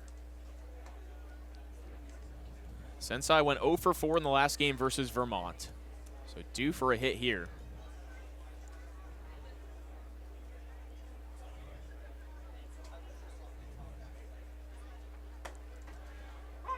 Mainers have found the long ball recently, weren't necessarily a home run hitting team to begin the season, but have 4 over the last 2 games, including 3 against the Danbury Westerners, although that is a short park down in Danbury. This one, Cardines Field, not the biggest park either, but it's basically like having the green monster wall all the way around the field. That fence is hard to hit home runs over as Brennan Sensei strikes out to begin the inning. Yeah, 26.5 feet to be exact all the way around, and definitely not easy to get one out of here despite the somewhat small dimensions. And here tonight, it's hard to get one out when you can't even put a ball in play. Mainers with 11 strikeouts already, and they just got to start pressuring the defense for Newport a little bit more. It feels like none of the fielders have even had to move out there. Stobley lifts this on the infield. Salinas calls off Larson and makes the catch for a quick out number 2. So Brennan Stobley, who grounded into a double play his first time up, is now 0 for 2 on the evening. We were joking at the break that we're about to hit the halfway mark in this one. I said, despite the 3.5-hour drive, you might be back by midnight. Right. With the way that things have been looking. An absolute pitcher's duel. At pretty much the 1 hour mark right now. Don't know if it's precisely, but first pitch was slated for 6:35. I think first pitch was 6:40 tonight. Okay, so not even at the hour mark yet. Speeding by here from Cardines Field. Blink and you'll miss it, as these hitters have been mowed down by both sides. Jack Tate trying to change that. He had one of those home runs against Danbury back on Thursday. Mainers had the day off Friday after that win over the Westerners, then beat Vermont on Saturday, and then another rest day on Sunday. Tate lifts this high and deep to right field, tracking his Mershon, and that's off the wall. Tate digging in for second. The throw in is not in time, and it's a stand-up double for the man out of St. John's. The first extra base hit of the day for either side. That's how you get the offense going if you're the Sanford Mainers.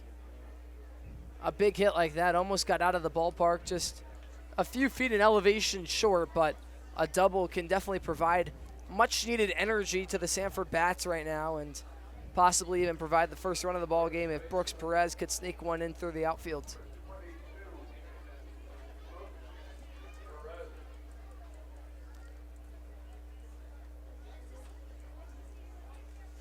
Brooks Perez stands in. Tate at second. Jennings feeling some heat after quickly retiring the first 2 hitters. Strike 1 poured in. It's a great way to bounce back for Jennings after giving up the double, fire one in, get a strike, and get ahead of the count. Perez does not have an RBI yet this season, hitting just 152 on the campaign, but can change all that and drive in his first run right here with Jack Tate on second. We'll see if he delivers. 0-1 from Jennings, taken right down the middle. And we saw with the last at-bat to Tate, Tate was ahead 2-0. He had the hitter's count, but Jennings responds nicely against Perez and pounds 2 strikes in there to be in full control against the lefty. Conley in the on-deck circle if the inning gets to him. Jennings trying to slam the door, which he does. Strike 3, and Brooks Perez is sent down by way of the K. The 12th strikeout for the Newport Gulls today, and Sanford strands Jack Tate on second base. Still scoreless from Cardines. We'll take a quick pause on ESPN+.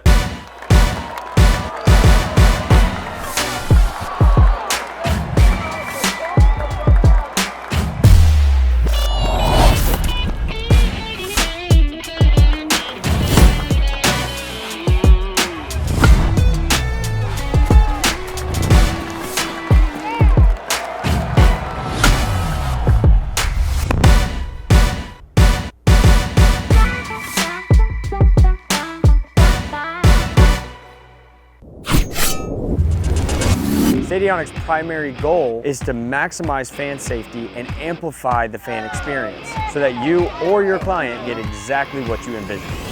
Welcome into beautiful Chapel Hill, North Carolina. It's downright gorgeous.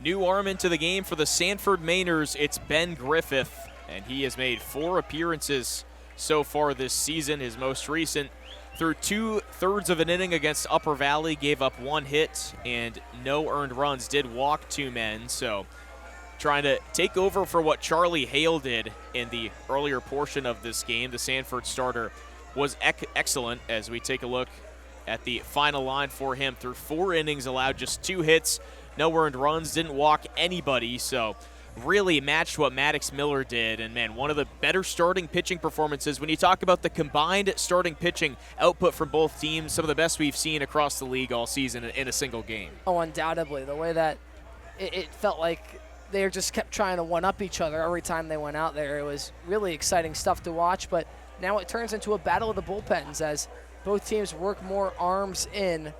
It really just takes 1 inning on the offensive side of things to break things open and to get things moving. But can the bullpens hold it down and not be the first team to crack? Brennan Staubly, the Sanford catcher, out to have a word with Ben Griffith. Got some dangerous power due up for Newport, especially you look at this bottom half of the order.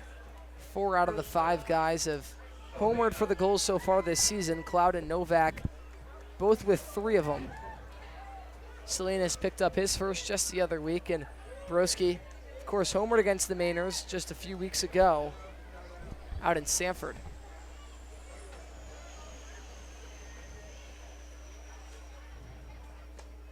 First pitch to Tristan Salinas is low and inside. Griffith out of Binghamton, hails from Shrewsbury, Massachusetts.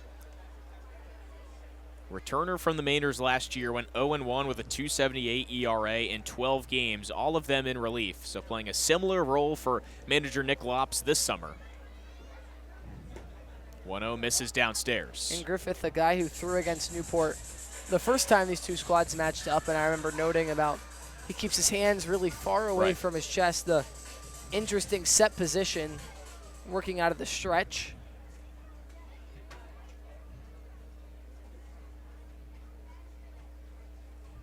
To a pitch is grounded to first. It gets by Brooks Perez and squirts into right field. A leadoff base hit for Tristan Salinas. Salinas hitting that ball hard, getting something he could pull, but leaving it on the ground, giving Perez a chance at it, but underneath the glove and just getting into the outfield grass. And with no outs, Newport has their man aboard that they need to try and work around the bases to punch first and grab this lead. I won't even say early lead anymore as we're already in the bottom of the 5th, but give something for the bullpen to hold on to and be a little bit more comfortable out there. Caden Cloud stands in. 0 for 1 on the day. Newport trying to draw first blood in what was a pitcher's duel through 4.5 innings. Gulls trying to get to Ben Griffith. Griffith, a 3-year varsity letterman at Shrewsbury High School, was named the 2022 Midland Wachusett League MVP.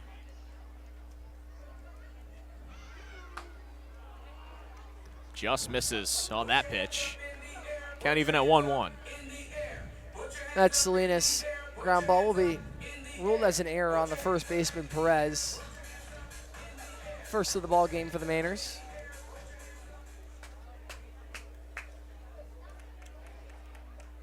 Salinas on first, Cloud at the plate. Faces the 1-1 from Griffith, and off speed finds the zone for strike 2. And Cloud, another one of the Gulls batters in that mid to bottom of the lineup that has power, tied with Novak for most home runs with 3. So he has that sneaky power towards the end of the lineup for Newport.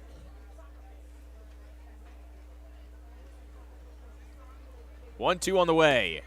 Griffith trying to send Cloud packing, but misses low.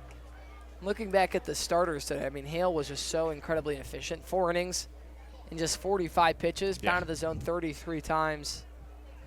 Miller a little bit more, but 62 altogether. But when you factor in that 10 of those had to be via the K. Gets away from Stobley, fires down to second. The throw won't be in time. And Salinas has a theft. So Newport with its first runner here in scoring position and still nobody out as a full count coming to Caden Cloud. An incredible dirt ball read by Salinas. If he hadn't got that great jump right away, there was a chance that Stobley could have got him because that ball really ended up right at his feet. Got the favorable bounce, but Salinas just already too close to the bag to be able to get him out. Griffith comes set, checks on Salinas at second, and deals the 3-2. Is foul tipped into the mitt for strike 3. A much-needed first out for Ben Griffith. It's a big first out, like you just said, and the fact that they also keep it an unproductive out, the fact that Cloud isn't able to advance Salinas the 90 feet over to third, which could have made the job a lot easier for Newport. Still puts a lot of pressure on the Newport Gulls offense to be the guy to come up with the hit to bring in Salinas and break open the ballgame. Ryan Novak struck out swinging his first time at the plate. Would love to put one over the fence for the second time this season against the Mainers. You talked about Charlie Hale. The key for him, a guy with a short leash, to try to work into those later innings is to just not throw a lot of pitches, and that's certainly what he did. Quick and efficient, and now gives away to Ben Griffith, who deals the 1-0 pitch.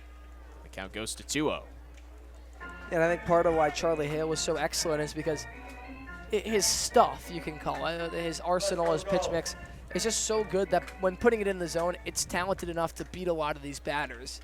But obviously some arms, they have to mix it up a little bit more because it's just not quite level with what we saw. Ripped high and deep to left field. Does this one stay fair? Yes, it does. This is a ground rule double as Jack Tate puts his hands up, signaling a dead ball, and that scores a run for Newport. The Gulls up 1-0 on the double from Ryan Novak, who continues to torch the Mainers. It looks like they're going to call it a foul ball. I thought it was a ruling of a ground rule double as well. Coombs is out there. It seemed like the field umpire wasn't sending Novak back. He was just having him stay on the second base bag. And Mike Coombs is having a discussion with the home plate umpire. Very similar situation to what happened last week at Ocean State, where Gulls batter hit it down the right field line with the fence. They really let Novak settle in there at second. They let him celebrate and everything, and then they'll tell him to go back. We'll see if he can do it again. And again, the foul ball territory down the right field line, there's none of it. Just as a factory. So 0-1 the count to Ryan Novak. Takes one inside, so 0-0 the score. False alarm on the double there from Ryan Novak, which turned out to just be a foul ball that was pulled deep to left. Sigh of relief for Ben Griffith. After it looked like for a moment he might have.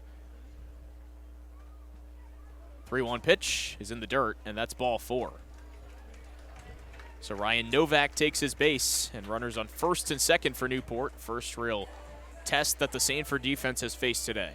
Yeah, not quite the double that he was hoping for, but still works his way on. Ryan Novak been so patient so far this year, and we saw how hard he could hit it with that foul ball, but keeps the offensive pressure on. Ben Griffith now having to deal with the 2 base runners, and Colby Wallace looking for the first RBI on the season. If he could find it here, Cardin's crowd of nearly 3,000 here tonight would go crazy. Off the chest protector of Stobley, keeps it in front of him and holds the runners at bay. Colby Wallace struck out his first time at the plate. Of course, that was against Charlie Hale, who had the number of the Newport Gulls lineup. Ben Griffith at Binghamton appeared in 11 games out of the bullpen, posted a 2-2 record with 1 save and 15 strikeouts, 14 2/3 innings pitched. So not a huge sample size for him. Checks on the runner at second and deals. Foul tipped into the mitt for strike 1.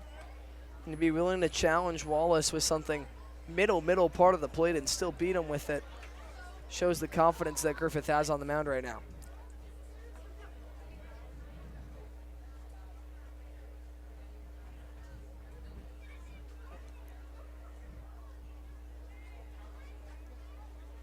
The 1-1. Caught and a miss for strike 2. Through Wallace, find a way to shorten up, try and advance both runners into scoring position, get rid of any force out on the bases. 2 on, 1 out. Bottom of the 5th. Newport threatening, trying to take the first lead of the day for either side. The pitch is low. Staubli stops it and keeps it in front of him, so nice job by the Sanford catcher. Couple of opportunities for a potential pass ball, but Staubli has been a brick wall so far. Yeah, and this backstop at Cardines can play in a multiple of different ways.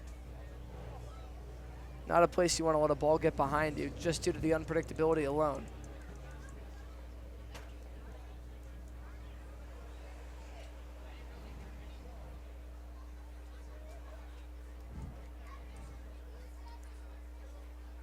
Breaking ball just missed. So the count runs full. High pressure pitch for Ben Griffith. What does he go to on 3-2? Broski waits on deck. Broski had the first hit of the game for Newport.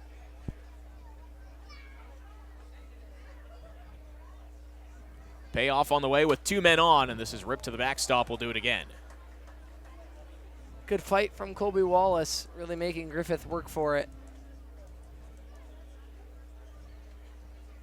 And when the pitcher hasn't been great with his placement, with his accuracy, just making him throw more and more pitches and focusing him to really have to die at one in the zone, sometimes that's when an arm can miss and give you a really good one. Wallace versus Griffith. Good battle brewing in a high-pressure spot. 3-2. Misses low, and the bases are juiced with just 1 out. So Newport with a golden opportunity to take the lead, and that gives way to Adam Broski, the 9-hole hitter who already has a base hit on the day. Yeah, and Stauble's going to go have a talk with the arm on the mound before what's a really big at-bat. Pitching coach for Sanford seems to be joining him as well. Colton Lawrence out to have a discussion with Ben Griffith. So it's Salinas on third, Novak on second, and Colby Wallace on first base. And never a bad time to look at some of the scores around the NECBL as we go to the bottom of the 4th at the Valley Blue Sox, who are trailing the Upper Valley Nighthawks 3-0. Mystic Scooters on top of the Vermont Mountaineers 3-1 in the top of the 5th. Of course, scoreless here in Newport. And then another scoreless game, the Steeplecats and the Swamp Bats are 0-0 in the bottom of the 4th, so it looks like a potential defensive battle brewing there just as it is here. And then in the top of the 3rd, the Ocean State Waves are on top of the Martha's Vineyard Sharks. But back to the action here at Cardines. Bases loaded, 1 out, bottom of the 5th inning for the catcher Adam Broski. First delivery from Griffith. Misses just low. Could tell he wanted to get ahead in the count there in a high-pressure spot, but unable to. You don't want Newport to let Broski roll the lineup back to the top of the order. You need to pick up and out here.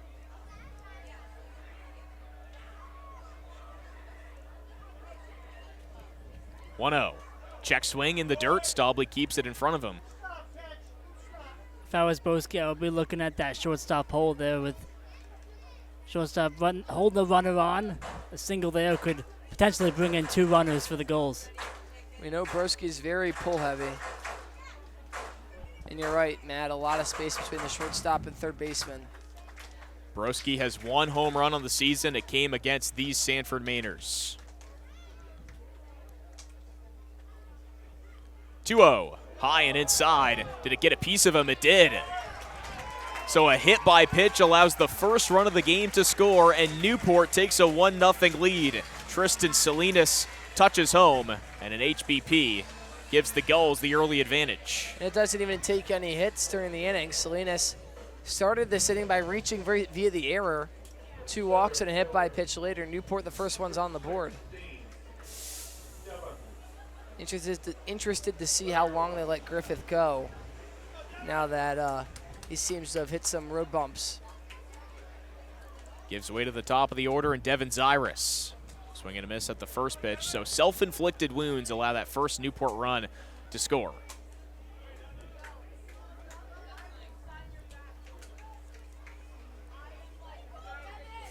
And things don't get any easier for Griffith. Base is still loaded, and only one man out.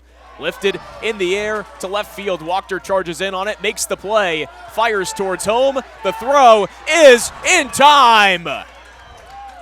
A double play on an excellent throw by Nader Wachter, who guns down the runner at home, and Sanford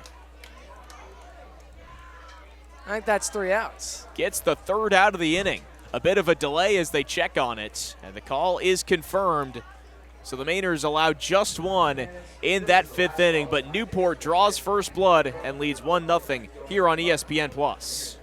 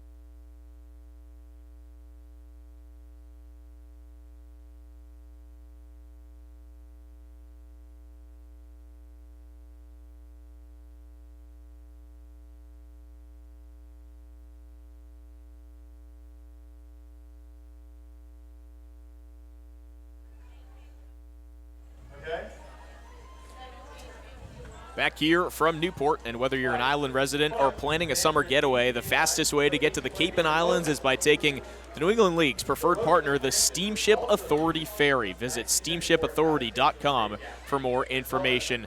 Guys, let's recap that last play to end the inning because it was a pretty wild one. A line drive out to Nader Wachter, and then guns down the runner at the plate for out number 3. Yeah, Teddy Regan, the third base coach, trying to be a little risky and double the lead up to 2. Was a really shallow fly ball, choosing to send Novak. And I was joking to you during the break that Ryan Novak has gotten gunned down at the plate now 3 times this season, and he's definitely not a slow guy in the slightest. But we've just seen some really strong throws from the outfield grass. It seems like any time he's trying to cross home plate, and Wachter did exactly what he needed to do, put the throw on the money on one hop, and a good job of getting it and applying the tag if you're Staubly. Matt, an interesting decision to send him, as that one wasn't necessarily hit deep into left field, and fairly easy play as he was out by quite a bit.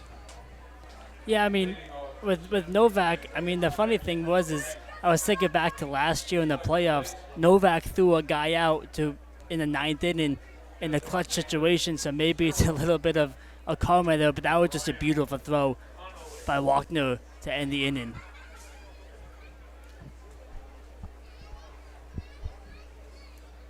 9-1-2 due up for the Sanford Mainers in their half of the 6th inning. Breaking ball from Parker Jennings, out for his 2nd inning of work, locates the zone.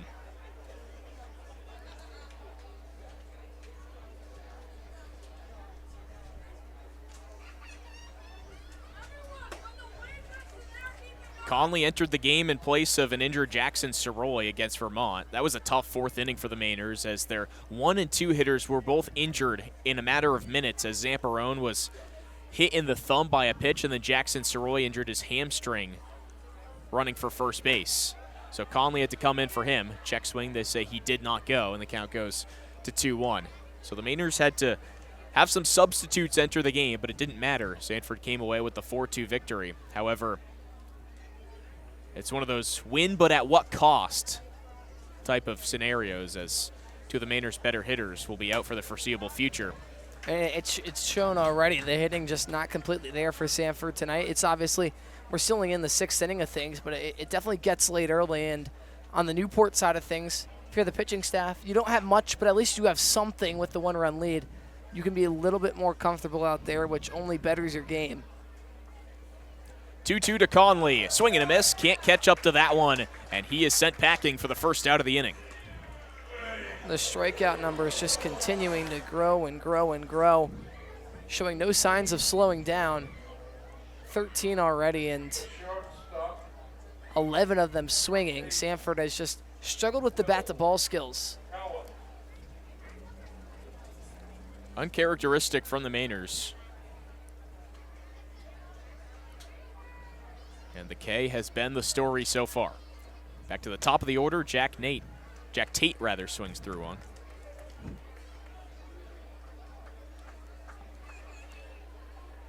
Yeah, Cowan, not the strongest start to the day for him, but I was telling you, Will Cowan played for the Amsterdam Mohawks last year, a team that I was with in the PGCBL, and he's someone that when he gets hot, it just feels like he's impossible to get out. You look at the Big East tournament from this past season and the way that he heated up and he helped lead the Red Storm to that Big East title. NCAA tournament berth really shows how strong he can be when he's at his best. So I said Jack Tate. I got the wrong St. John's man. It is Will Cowan. Confusing me with the red helmet, as this is cracked to third. Cade Brown gobbles it up and sidearms across the diamond. A good pick by Larson at first. And it's out number 2. Routine play for Cade Brown over at the hot corner. Did what he needed to do, and Parker Jennings now as well has just really backed up Maddox Miller really well. It feels like almost a seamless transition. Jennings really only giving up that double to Tate last inning, but since then hasn't allowed any trouble to brew from the Sanford Mainers.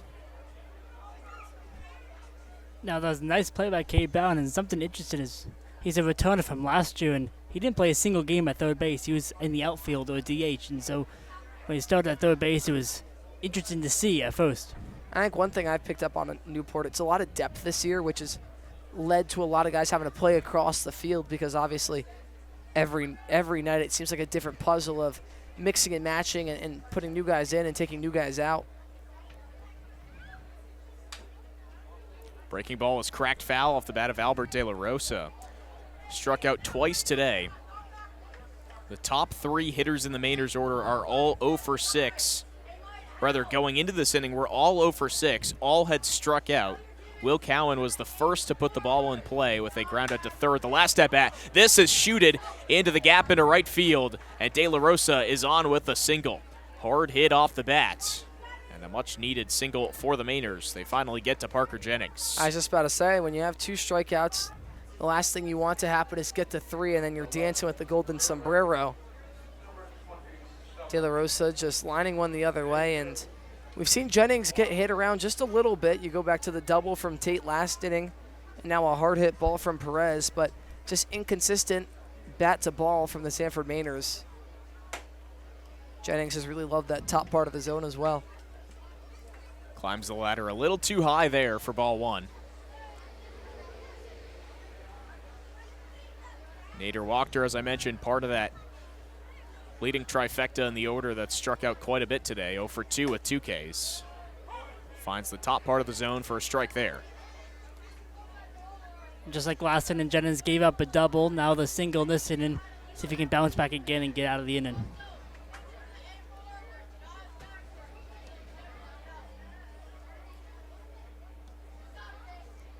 De La Rosa staying put at first, not necessarily a threat to steal. And Wachter takes strike 2. Jennings pounding that top part of the zone. See if he goes back to that spot here on a 2-strike pitch. Well, I got some news for you. Drew Smith just named Pitcher of the Week for the NECBL for Week 4. There we go, after a huge performance against the Danbury Westerners. 1-2 on the way, drops a breaking ball that didn't break as much as he'd like to back into the zone. Yeah, Smith was excellent in that one, going 5 innings. Struck out 9. Feeling we could see a similar honor for Maddox Miller. Yeah, very only much time so. will tell. Only the first day of the week, but quite possibly the best outing we'll see across the next 7 days. Although no pun intended, July 4th weekend, you can expect some fireworks out there, to say the least. Jennings checks on De La Rosa at first. Deals to home on the 2-2. Breaking ball drops in for a backwards K. Jennings picked up right where Maddox Miller left off, and Wachter is down on strikes. 1-0 Gulls as we head to a break here on ESPN+.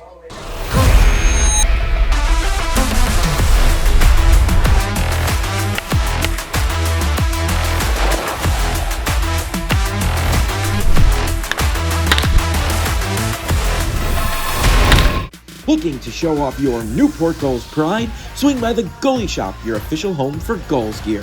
From t-shirts and hoodies to hats and limited edition merch, we've got everything you need to rep Newport in style.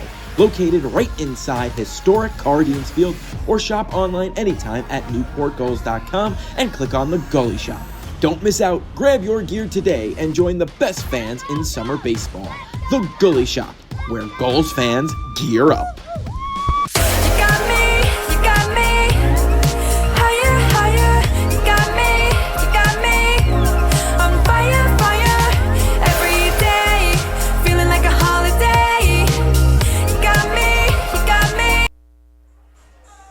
Fans checking out this game and some rocking chairs. Certainly a nice way to catch this one between the Sanford Mainers and the Newport Gulls, as we have a new pitcher into the game for the Mainers. It's Jasper Nadell out of George Washington University. After Ben Griffith went just 1 inning and gave up a run for the Mainers, Nadell comes into this game. His last appearance, he went 2 2/3 innings against the Keene Swamp Bats, gave up 2 hits and 1 earned run, also walked a man in that and struck out 3.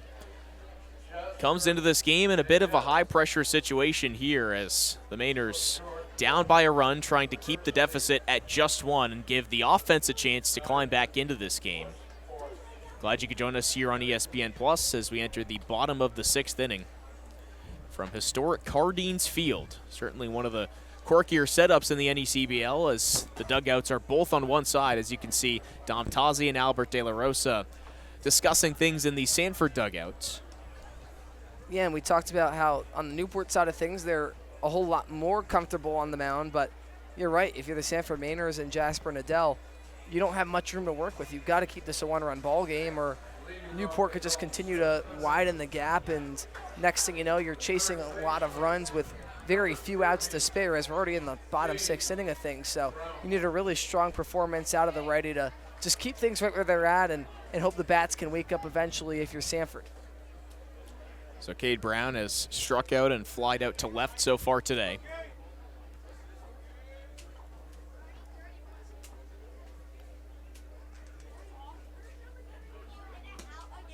Good first pitch, down and away, generates the cut and miss from Jasper Nadell. Yeah, breaking ball that just starts right on the outer third and then has a whole lot of drop and a whole lot of horizontal movement to it as well.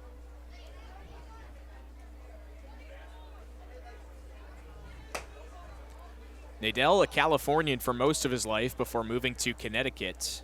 Joined at the Salisbury School to play his high school ball. Won 3 New England championships and 2 Northeast World Series. Appeared in 19 games, all of them out of the bullpen for George Washington this past season. Cracked foul. That one never feels good when he sent it straight off the shin. Brown walking it off.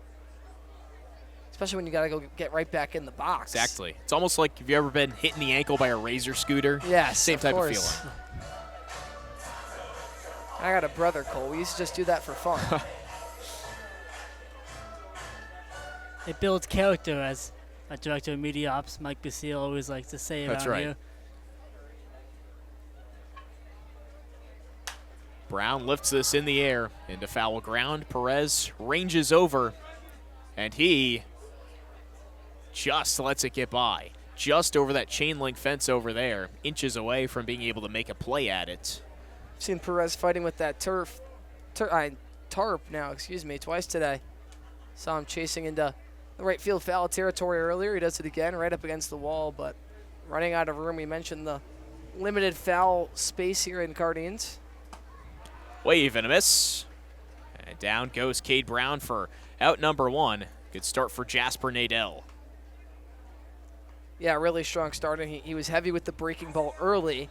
Now obviously you have a lefty in the box and Larson, so you wonder if that changes a little bit, especially with how dangerous of a power hitter he's been. He's really not an easy guy to work anywhere, but He's been fairly pull heavy this season, so you would have to consider he'd work the outer third.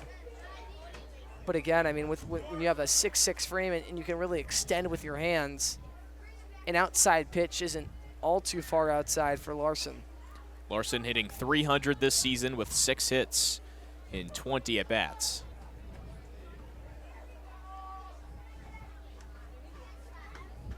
Not a guy you want to fall behind to, but Jasper Nadal quickly behind 2-0. You mentioned the power. He has 3 doubles and 2 home runs so far this season in a fairly limited sample size.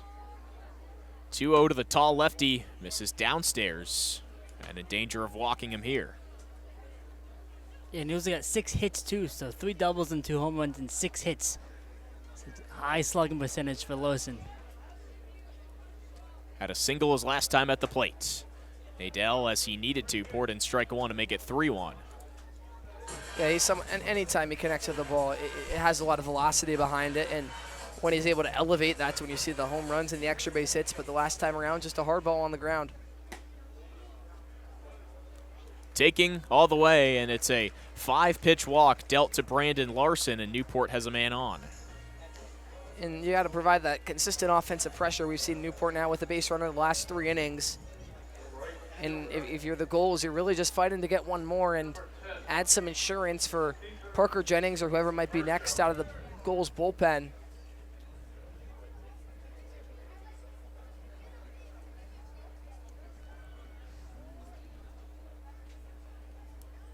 So in steps Peter Mershon, who grounded into a 5-4-3 double play his last time up.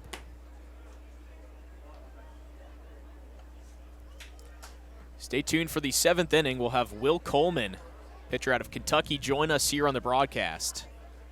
It's going to be a fun time. Harry and I will chat with him, get his thoughts on the team and this excellent pitching performance from the Newport Gulls. So excited to hear his thoughts on how his teammates have been doing. So stay tuned for that in the next half inning. 0-1 pitch is dropped in for a strike. So Nadal gets ahead in the count. This time it's 0-2. Couple of special guests here today, but none quite like you, Cole. Appreciate that, Harry. We had all the fans come. We had to make sure our setup was perfect for you. We only get to bring you here once this season, so. Oh, this place is awesome. Certainly enjoy it. It's got an aura about it. You walk in and it's certainly different from a lot of the other parks, but in a good way. You've got the ivy out in right field. You've got some interesting dimensions to the park. So, of course, the quirks like having the dugouts on the same side, not a lot of foul territory. You have the American flags lining the third base side. Really cool ballpark. Nadal just misses on the outside part of the plate. He wanted that one, but does not get the call. Yes. And, of course, this broadcast booth reminds me of a certain man we know. We shouted him out the last time these teams got together, but Sam Reese was in this exact seat that you're sitting in a couple of years ago. Sam Reese sat in this very chair. Crazy to think about. What an honor. Although they probably gave him an extra stool. I knew that was coming. I wasn't going to do it. 1-2 misses outside. You said it, not me. Love you, Sam. We were talking about the championship earlier. Sam Reese obviously on that call for the extra inning Game 3 win.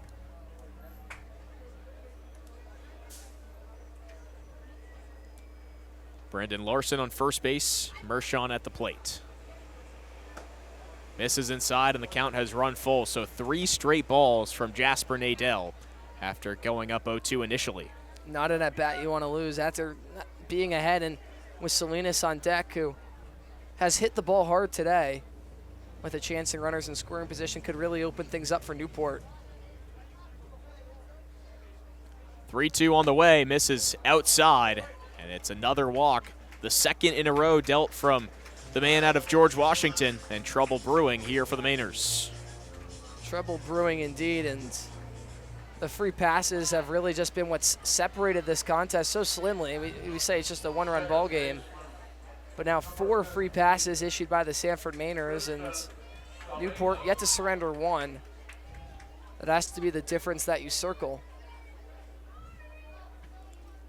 The only man who has come in to score for either side steps up to the plate. Tristan Salinas also has a ground out to first base.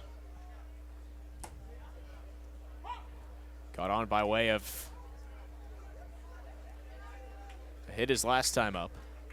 It's never easy if you're pitching to go righty-lefty, righty-lefty. That's exactly what Newport has set up this inning. Obviously, Brown righty, Larson lefty, Mershon righty, Salinas lefty. Cloud on deck, he's a righty. Novak in the hole, left-handed. Taking at a pitch low and inside. So we're talking about kind of speeding through this game, and now things have slowed down a little bit as Newport is being very patient at the plate here against Nadell, and it's led to 2 runners on base and an opportunity to extend this 1-0 lead. You can also sense a little bit more intent, a little more purpose with each pitch. Lifted high in the air to right field, and forget about this one. But it's foul, just barely. Newport's done that a couple of times today, towing the line. This one does not stay fair. It would have been a 3-run shot. And Coach Coombs, right on cue, is going to go try and have his word again. From our angle, obviously, it's hard to read, but it, without a doubt, arguably had the distance. I thought it stayed fair on that white line, but the umpires are going to give it another chat. Coombs patiently awaiting his answer. It's hard to read down that right line, of course, with the warehouse in the way as well, but Salinas could do nothing but just grab his helmet. Salinas thought he had it. Crowd certainly did too. There was a pop as that thing left the bat. Crowd thought it was going to be a 4-0 Gulls lead. But instead, the runners will retreat to their respective bases. Coombs still continuing this discussion with the first base umpire.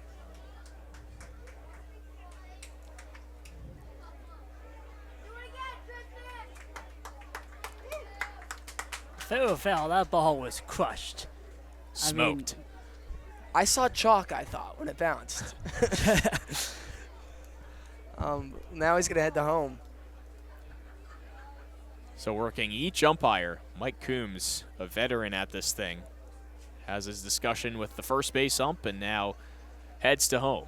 But a guy that, no pun intended, always want to go to bat for his players. Right. And he wants Salinas to have that 3-run home run. Salinas thought it was a fair ball. Still keeping his composure, however. The composure has been held. It's been a rather calm advocating for his man here. It's booing by Coombs. We'll see if that composure remains intact. I feel like I'm watching a chess match right now. Now he'll depart back to his dugout. And Salinas stands back in the count 1-2. Jasper Nadell may have dodged a bullet there. Takes a warm-up pitch to get himself back in the flow of things. And Salinas steps in. Crowd trying to will number 15, hoping that he does that again, but straightens it out this time. Nadell gets the signal from Stobley. Checks on the man at first. Larson at second, Mershon at first, the 1-2 on the way. And this is inside for a ball. Stobley keeps it in front of him. Yeah, if you're Salinas, obviously not easy to have to recover and reset after hitting a ball like that, but just reset, try and put the exact same swing on it. You didn't have to do anything special.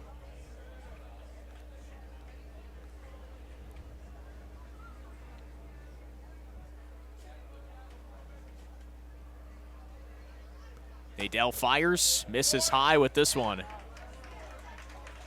Continuing to battle is Salinas after just missing a home run. And we've seen Nadell get into these stretches where he just struggles to find the strike zone. He was up 0-2 on Mershon, the 4 straight balls, and up 1-2 on Salinas, but 2 straight, and has a chance to walk the bases loaded if he misses again here. Nadell has issued 2 free passes already. This is ripped down the first baseline foul. Perez dove at it, but it's on the right side of that line. And once again, Salinas just barely missed a hit as he's going to need a new piece of lumber on the broken bat foul ball. Broke apart at the hands. Jammed him inside, but forcing Nadell to throw another pitch, and with the way that he struggled to find the zone, maybe trading a bat for a walk if Nadell can't locate. Salinas has come oh so close to a base hit. Salinas, big pull hitter, but a huge hole on that left side. If he can go up the field, he can bring in at least 1 run, maybe 2. Crowd giving him some extra encouragement. The payoff from Nadell. This is ripped high and deep to right field, and that also drifts foul. I think Tristan Salinas is going to be an advocate of widening these white lines after this at-bat. I think so. Newport altogether. I mean, Devin Zyrus has had 2 of those today where they've just been too early and put it straight over the warehouse. A home run is calling for Newport. Let's see if Salinas can answer after that long foul ball. The nerves are rocking if you're Nadell. 3-2. Missed. It gets by Stobley, and that's ball 4. 3 straight walks from Jasper Nadell, and the bases are loaded with 1 out. Just a long at-bat that it felt like Salinas was in control of the entire time, from the foul home runs to working the count full and continuously forcing Nadell to attack and scaring him pitch after pitch. It's a big win for Salinas. It sets the tone for this next at-bat as well.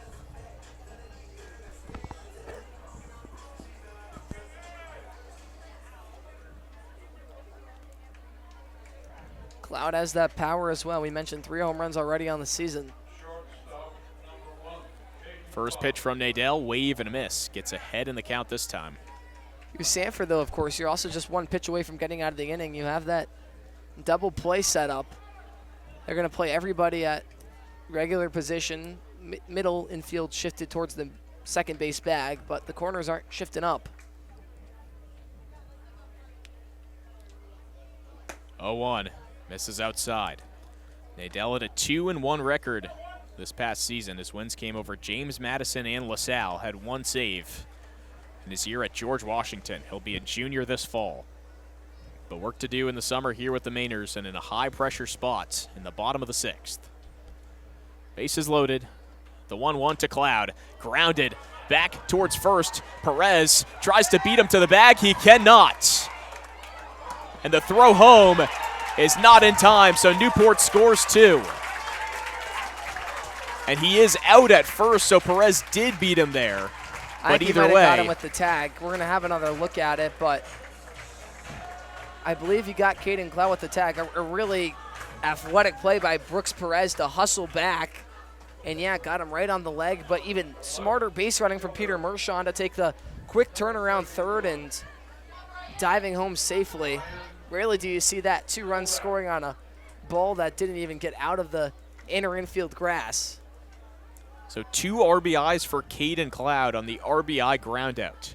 Something that looks nice in the box score, that's for sure. And Newport would take that any day.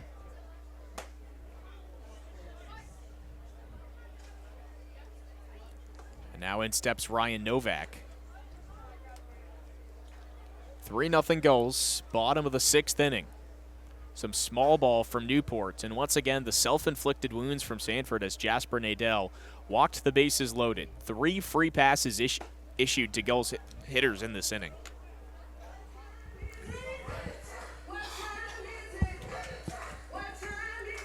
Yeah, and the free passes have just set up Newport nicely to have these opportunities. If the bases weren't loaded, of course, for Caden Club, that's just a ground out. But the fact that 3 guys were led on base, and that allows for a small ball piece of hitting like that to not just bring in 1 run, but 2. And Newport just seems to be in full control with the way that the Sanford hitting has looked. It seems a lot bigger than a 3-run lead at this point.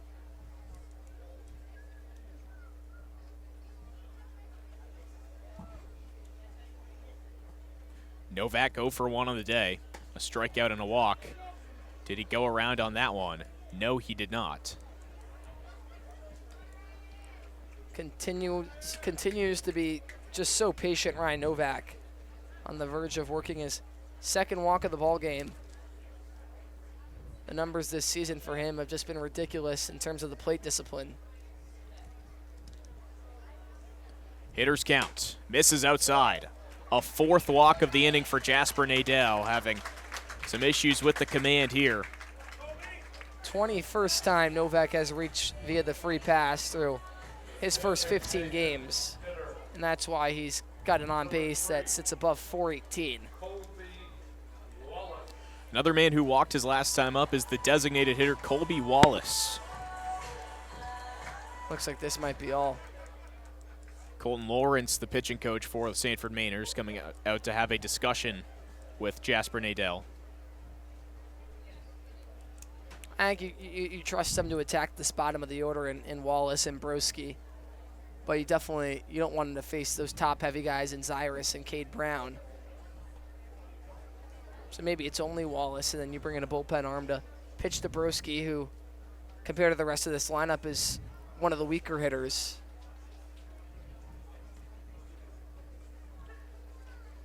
Lawrence heads back to the dugout after the quick chat with Nadell.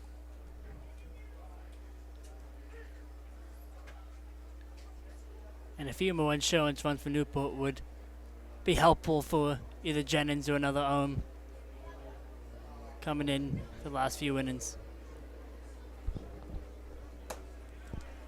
Chat must have helped because he pours in strike one right down the middle. Just what he needed to start things off against Colby Wallace, senior out of East Carolina, the Pirates. And thinking all the way back to the beginning of this half inning, Cade Brown, he attacked him with the breaking ball, and it worked, but he just hasn't been able to put it in there for a strike. Got a miss for strike two. When he's able to locate it, it's a really good pitch, as you see again here.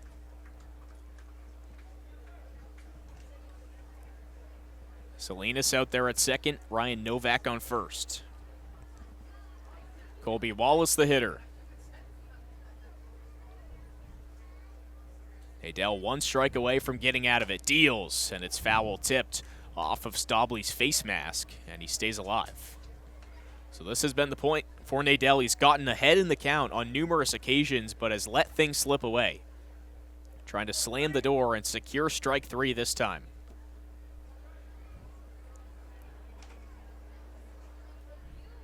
Got a strikeout to begin the inning, retiring Cade Brown. Looking for his second here on the 0-2. This is lifted deep, and that's going to drift foul. Oh my goodness, Newport is all over some of these pitches, pulling them a little bit too much into foul ground, but we've seen some bombs from the Gulls tonight. Foul territory has been the best defender for Sanford, to say the least.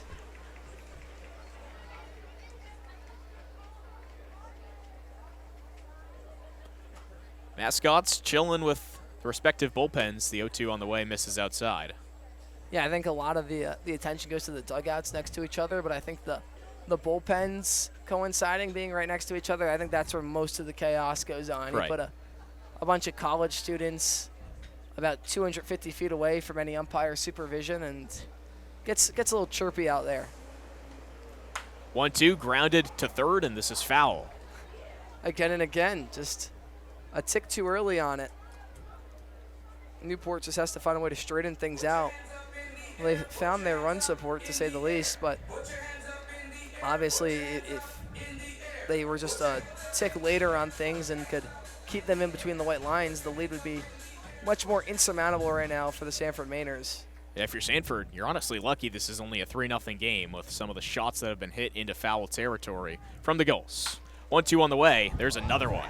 Hard hit ball ricochets off of the coach at third base. Caught third base coach Teddy Regan, took it like a champ. Pockets it. Unfazed. How about He's that? just ready to go. Clap says, let's go. That's Teddy ball game for you. Doing it for you is here at Codines.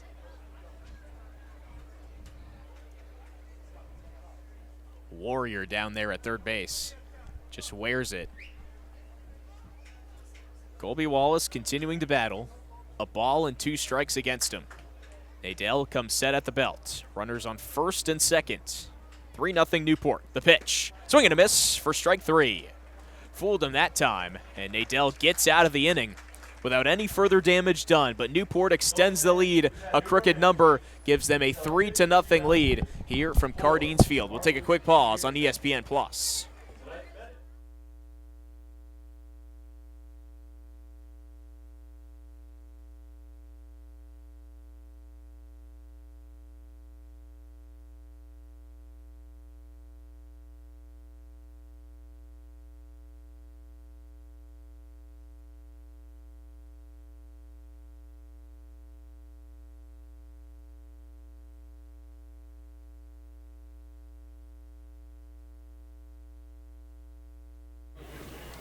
Gulls fans, please remember to keep the trash with you and help us keep this historic field clean.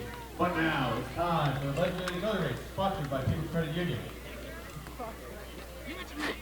While we're throwing all of our runners, here's how it goes. All of my racers, how I go, but do not go yet, are going to run up from third baseline all the way out to Gully Leaders and our staff. First one across the foul line will go home with an ice cream voucher courtesy of People's Credit Union. All right. Welcome back to Cardines Field. I'm Veronica Borelli, and the Gulls are currently looking to get another win tonight, which would bring their record to 12 wins and 7 losses, putting them at second in the Southern Division and third overall. Back to you guys. Thank you so much, Veronica. And the goalie race going on out in left field, but inside the booth, we got another special guest. It's Will Coleman, the left-handed pitcher out of Kentucky. Thank you so much for joining us, Will. Nice to be here. You excited? I'm excited. You ready for your half inning? All right, well. I'm ready to go. We want to ask you about the pitching here today, which has just been so phenomenal for Newport. They've racked up already double-digit strikeouts. Maddox Miller really set the tone, and Parker Jennings has been phenomenal since. And what's the success that Newport has continuously found with the pitching staff so far this season? Yeah, I think it helps a lot that we're all super laid back. Like, no one is going to try and take this, like, way too seriously. Like, we work hard. We work hard before the game, get all of our stuff done, and then if you're throwing today, you lock in. But I think it helps a lot with all the other people just being laid back and just having fun. Well, it's funny you say that because I know some of the guys can consider you one of the team goofballs out there, whether it's with the hacky sack or the pictures. You know, you're a very photogenic person. I got to tell you that. Every picture that our Instagram team posts, whatever you're doing, it makes me laugh at least. But what were some of your favorite activities out there? I know the hacky sack's really big with you guys. That one's popped up, shallow left field grass. Working on back is Caden Cloud towards the line, tracking back into fair territory and going down to the ground for an exciting first out of the inning. He has something for the theatrics, to say the least. That's your teammate back in the SEC. Good catch by the kid. Yeah, made it look a little harder than it should be, but you know, we caught it, made the play, so that's all that matters. Do you guys have matching buzz cuts, or is that just a coincidence? We got it the same day, South Carolina weekend. A bunch of people were buzzing it, so we both decided to just do it. And then, like, we get back from South Carolina, and he just decided to dye it. I walked in because he was my roommate in the dorms. Really? Just walked into the dorms, and his hair was dyed. Big surprise to me. You think he looks like Eminem at all? Oh, Slim Shady for sure. Yes, that's what the interns have been saying. Cole, you got anything for him? Yeah, speaking of the SEC, what's your favorite maybe campus or field in the SEC to go to that's not your own? To go to? Oh, as we have an ice cream spillage behind us. Oh, Matt Benestad. Jeez, kid. Oh, man. He saved it. 5-second rule. There were a bunch of nice fields to go to. Like, South Carolina's field was incredible. Like, there were, like, before our practice even started, we weren't even supposed to be on the grass. Like, they took that much care of it. Campus-wise, Ole Miss is definitely up there. It's super, super nice. LSU's up there campus-wise with the Tiger. It's all everywhere you go is super nice. Well, I know the SEC is really nice, but I know the NECBL as well offers a lot of different landscapes. Have you had a favorite ballpark you've got to travel to, or favorite bus ride altogether that you've got to experience with the guys? That last bus ride we had was definitely interesting.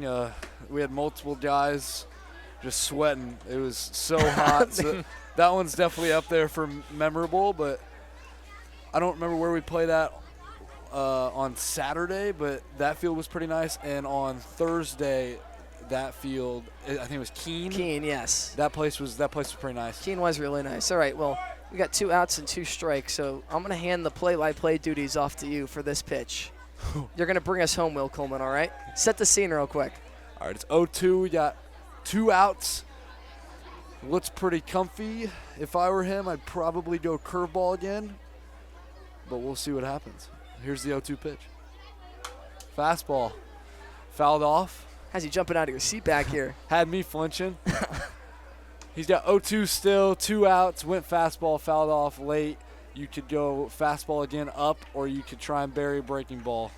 You're a natural. Provided some analysis. Quick question, favorite ballpark food? Ballpark food, ooh. I just like cheeseburgers. Cheeseburgers are good. There you I've go. gotten the ice cream here too, and the Simple ice cream guy. is phenomenal. We're trying some the next half inning. Curveball, didn't get it down. It's all right though. Still got 2 outs. Larson keeps it in front. That was hit hard. Speared right at the That third ball was- baseman, yeah, Cade that ball was Brown. hit hard. Will, I'll ask you, what is it like having the dugouts right next to each other at this field? That's kind of unique. How much chirping goes on between the two teams? I'm not really sure because more than half the time, I'm just in the bullpen. Right. But the bullpen can get pretty chirpy depending on what happens. Like a week ago, we were going back and forth pretty much the whole game. That was a lot of fun. So Grounded left side and past the diving Brown and Cloud. So both runners advance the 90 feet to their respective bases. The throw into second gets away just a little bit. That was Jack Tate, his second hit of the ball game. He had the double earlier. So now the tying man coming up to the plate, and Brooks Perez. And this Newport pitching staff, they're known for one thing. It's racking up the strikeouts as Adam Brisky heads out there to talk to our good old friend Parker Jennings. What's your go-to put-away pitch? Go-to put-away pitch is probably change-up or slider. Coombs is going to head out there as well, so we might have a little pitching change. Also got a pinch hitter, Stephen Krause, standing in for Sanford. Replacing Brooks Perez. A big at-bat when we come back if Coombs does give the point down to the bullpen, and he does. We'll have more on the new wing when we come back. Quick break from ESPN+.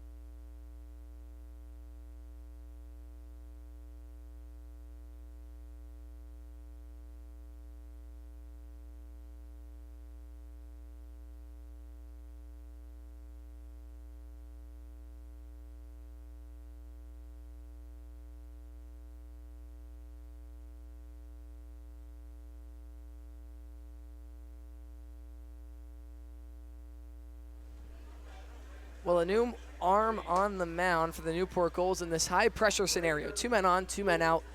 Newport clinging to a 3-run lead. For more on the new arm, Braden Booth, I send it over to you, Will. Yeah, Braden Booth, righty from Mississippi State, got here about a week and a half ago. Don't know a whole lot, but if you look closely, he looks just like Brian Wu. Mechanics and everything. Throws pretty hard, harder than I do, so pretty hard. Slider's pretty good, and I don't know how much he threw at Mississippi State this year, but what I've seen from here is he's been really good. When you look at that last performance against the Valley Blue Sox, 1 2/3 innings pitched, struck out 2, allowed 1 hit, 1 earned run, a 2.45 ERA on the season, with a 2.14 batting average against. Well, at least wrapping up his warm-up pitches. A question I asked Nate Schlote when he was up here, and I gotta ask you. Let's say tomorrow you got to hop in a car for a road trip all the way out to California, and you can bring one guy on the team. I'll open up player and coach for you, or your favorite broadcast intern. But no, we'll go with your second favorite. We know that's not your answer. We know that's not your answer. But anyways, who are you bringing with you and why? For player, can I choose one pitcher and one position player? Sure. Yeah. I'd probably bring Gus. He's pretty funny for a position player. And for a pitcher, I would bring. That's a tough one.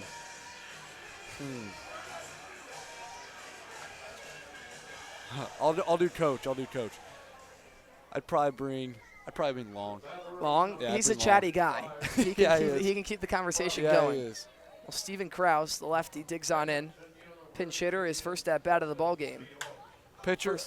I got my pitcher. I'd probably bring Zane. Zane. Yeah, Zane's Okay. pretty chatty, pretty funny guy. No John Mass. I know you're a big John Mass fan. Ooh, yeah, you're an yeah. advocate for Mr. Mass. Change my answer. Yeah, I'm bringing John Mass, a.k.a. Birdball. Rumor has it he's the best hooper on the team as well. That's what I've heard. I don't know. That's what he says. He says he should be hitting too, so you never really know. Ahead, no balls and 1 strike. Fly ball in a shallow left field. Novak working on in towards the line, diving, and he comes up empty-handed. 1 run coming around to score. Getting the wave is Jack Tate. Make it a 1-run ball game as Sanford scratches across 2. Brennan Stobley looked to be limping around third. He scored regardless, but they'll have to check on the catcher as he was hopping his way off of basically 1 leg into home. Novak, a full-out effort, but just unable to get there. Nick Lops rolling the dice with the pinch hitter. Steven Krause had been 0 for his last 12, but delivers there with the opposite field knock. And you mentioned it, Stobley came up hobbled, injured that leg earlier on this season, so we'll see how that plays out. Of course, Sanford has Dom Tozzi on the bench to take over behind the plate if they need him, but a huge hit from the Mainers as it looked like the offense was not going to be there tonight. Krause delivers in a pinch hit situation, and it's 3-2. Well, diving back into the bag of tricks, Jacob Herring, another lefty, will step in. A ball that wasn't hit incredibly hard by Steven Krause, but just hugged that left field line. Scores 2, and we're right back to a 1-run ball game. I got a question for you. Yes, Will. If you could bring any intern on a long trip to California, who would you bring? I'm going to have to go with, this is tough. That's a really good question. I got to go with my boy Carter Holubesco. He's working Camp 3 tonight. He's very talkative. Our producer in the ear right now is not happy. Our producer isn't happy with me. Wow. But, see, Sorka's Ox is great. I'll give her that. Our producer, Sorka, she plays great music. What music? She's all over the place, which I like because I'm very similar. 1 ball, no strikes, swing and a miss for strike 1.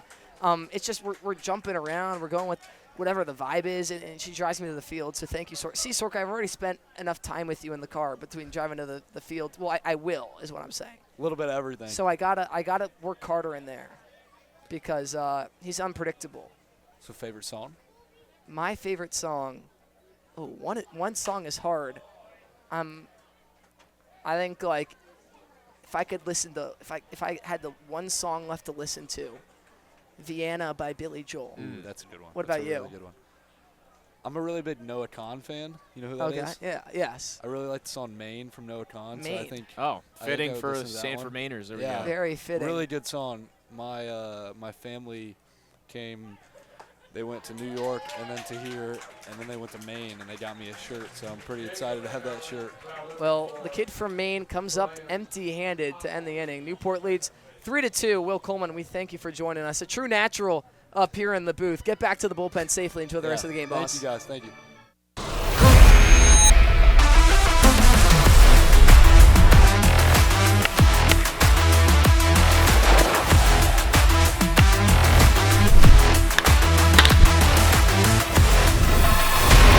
What makes a great team hat? It starts with a Z. For decades, Zephyr has been making the most iconic headwear in the game, trusted by teams, colleges, and pros. We cut out the middlemen and work directly with our manufacturers, so you get top quality, fast turnaround, and prices that make sense. From bold designs to unbeatable fit, Zephyr hats are built to match the quality of your team, right down to the last stitch. Zephyr Team Headwear, born from experience, built for teams that stand out.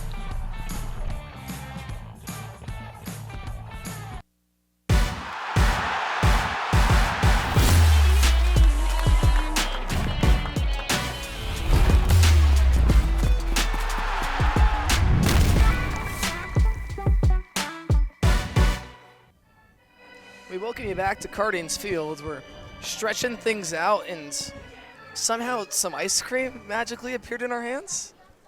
I don't know. I don't know where it came from. Funny how that happens sometimes. You know the rules. One bite, everybody knows the rules. My official Cardinals ice cream review. I got the Oreos on top. You got the M&Ms. Got the sprinkles over here. You got the rainbow sprinkles. I'm giving it a go. Very good. Exceptional to say the least. Excuse me. Cole, what do we think? Very good. It might slow my voice down a little bit, you know. Yeah, hopefully we don't get a brain freeze mid-broadcast. But delicious stuff. We got a new arm on the mound, and Kevin Brown, the left-hander, out of Wesleyan, a 5.40 ERA. so far on the season, a .348 batting average against. Through his 5 innings of work, he struck out 2 and walked 4. Last time out, went 1 inning pitched. Allowed 3 runs off of 4 hits, but none of them earned, as he tries to keep it a 1-run ball game. You're talking about how quick it was flying by, and we're moving still at decent speed into the now 3rd hour of things, as we currently stand at 8:46 Eastern Time. We thank you for joining us on ESPN Plus, alongside Matt Benestad and the wonderful Cole Purvis. I'm Harry Tidgewell. Adam Broski, 9-1-2, 2 up for the Newport Gulls, and Adam Broski, Devin Zyrus, and Cade Brown. While Will Coleman was here during the last half inning, so we didn't get to get into our trivia. I didn't forget, Cole. I know you got the question right when I was at Sanford. It was which catcher had the most career home runs. Answer was Mike Piazza. Well, today's question, I didn't realize it was going to be a pitcher's duel. I kind of went fielders based, and shortstop, many can agree, is one of the hardest positions to play, and it's even harder to be a shortstop that hits for power. As Broski flies one into shallow right field, working in is Jack Tate and tracking it in for the first out of the inning. But my question for you guys is, who's the last shortstop to lead the league, their respective league, in home runs? Give me your answer in the next half inning, so the top of the 8th. Okay. So some time to think about it. This is a guy you've seen play. That's my hint today. All right. Well, that's some pressure for me because, as you mentioned, I did. Last time you asked me the question, my first answer was Johnny Bench. He was 3rd all time, but then my second answer was correct in Mike Piazza. So did pretty well there. Hopefully I can I have an idea in mind. I don't know if it's too obvious or not. That's the question. Is the guy that I have in mind. So we'll see if it's right or not. Top of the order, and Devin Zyrus now standing in. Watches one catch the low and away corner. A little bit of a delayed strike call, but strike 1 nonetheless. 1 ball, 1 strike, 1 out. And they'll say Zyrus went around. So quickly falling behind, 1-2. I think what we're seeing here, Harry, is just a well-played game between 2 teams that are going to be in the thick of things when we get down to postseason time, as the Gulls are really finding their stride. Sanford atop the North Division, and really competitive game between these 2 teams, as it looked like Newport had this thing, firmly, but then Sanford comes back and Stephen Krause hits that 2 RBI base hit, and we're right back into things. Of course, back at Goodall Park, it was a 1-run game that went Sanford's way. This time it looks like it could be a 1-run game that goes Newport's way. So 2 teams that are going to be in it at the end, battling in a really tight game. You can't really ask for much more on a Monday here in late June. Definitely up for grabs, to say the least. Sanford seems almost completely out of it, but really just finding a ball that got right down that left field line, able to score 2, courtesy of Stephen Krause. As Zyrus taps one right side, back on it on the hop, throw to first in time, just barely, from Jacob Herring. And I said earlier in the broadcast, it was the little things that will win the team who comes at the top today, and that's what it is. Newport has 3 runs on 2 hits. Sanford got the 2 RBI double on a bloop, into left field. And so there hasn't been any crazy hits. There have been crazy foul balls by the Gulls, but nothing crazy hits, nothing crazy plays. But the small things will win the game for either team. It's been a very defensive battle.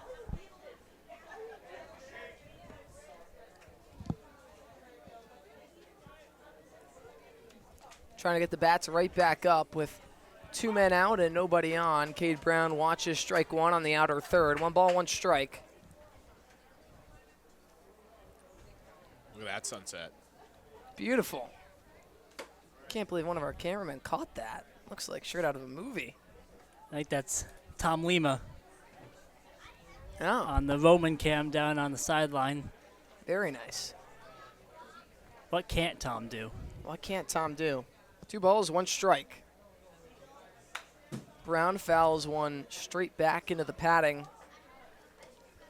Evens it at deuces. 2 balls, 2 strikes, 2 outs in a 3-2 ball game in favor of the Newport Gulls.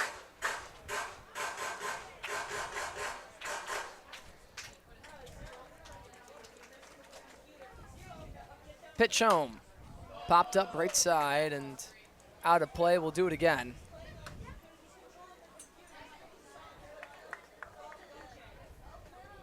Kevin Brown trying to navigate his way through his first inning of relief work. Out of the windup, Brown kicks and deals. Shattered bat, ground ball left side, a diving stop by Troy Carpenter, throw to first. How about that? Troy Carpenter, what a play at the hot corner. A diving stop comes to his feet and the throw just in time. So 1-2-3, go the Gulls, a one-run ball game. Can Sanford tie things up, maybe even take the lead? Find out up next on ESPN+.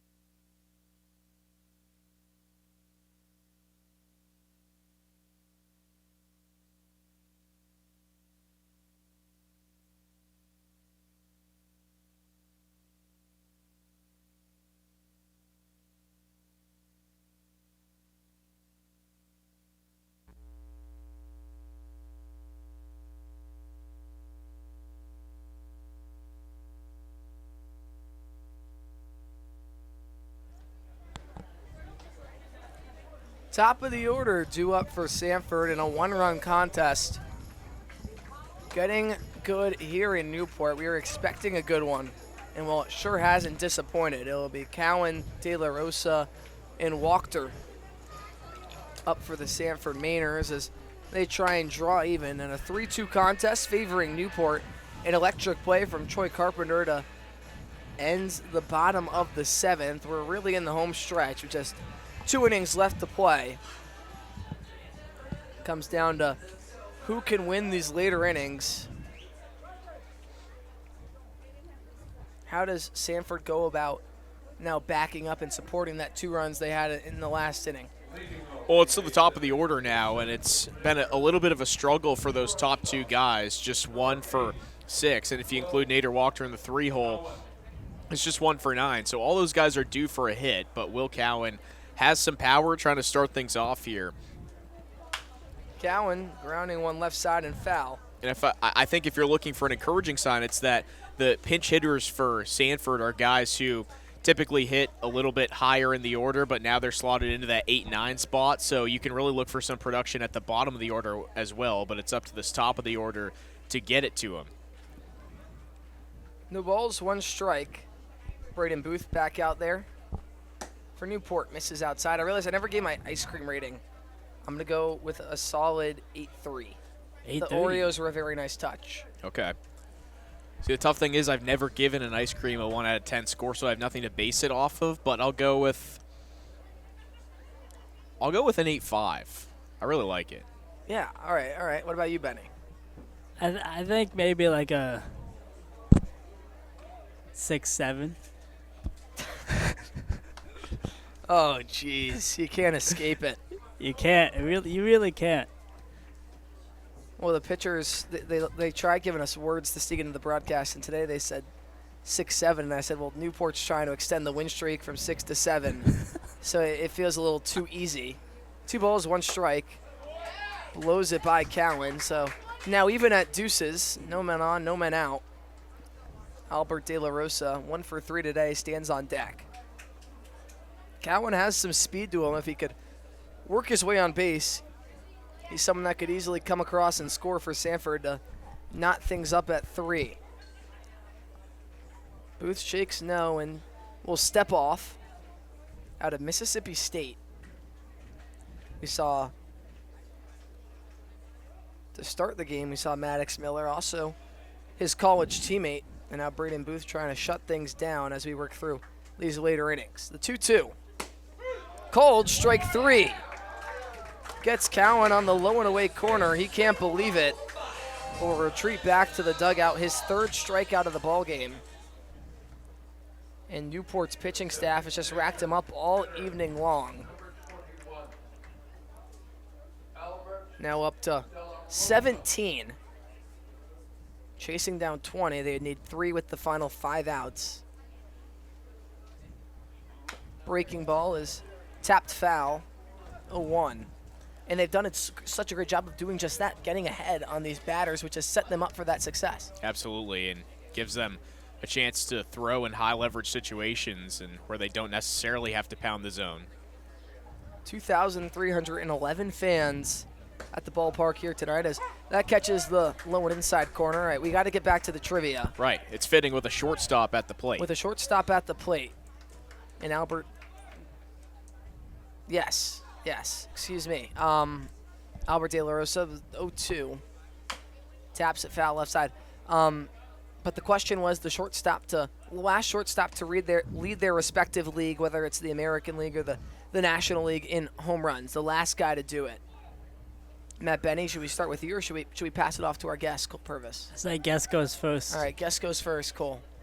I mean, it's obvious. You said we've seen him play. But,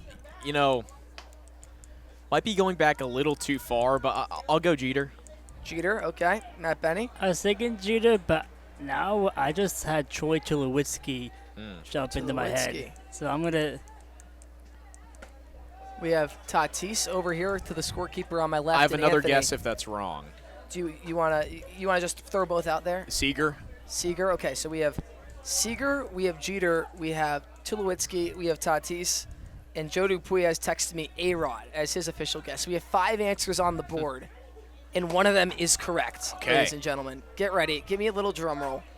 The last shortstop to lead the league in home runs, Fernando Tatis in 2021 with 42. Shout out our scorer, Anthony, for locking that one in. When we're at home, always someone gets it, and I was a little worried there, but he was able to dial it in. Tatis with 42 home runs. It didn't take all too many in 2021. Joe Dupuy wasn't far off. A-Rod actually did it 3 times, but obviously not the most recent. He did it back-to-back-to-back years, 2001, 2002, 2003, mashing over 50 in 2 of those. The 3-2 pitch with 1 out into Albert De La Rosa. Booth deals and misses below the knees for ball 4. So the tying man aboard first base hands things off to Nader Wachter.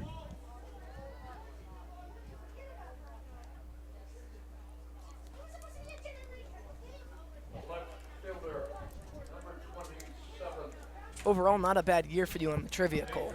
You got your answer, right? 50% hit rate isn't bad. You offered some really good guesses out there. 1 out with a man off first.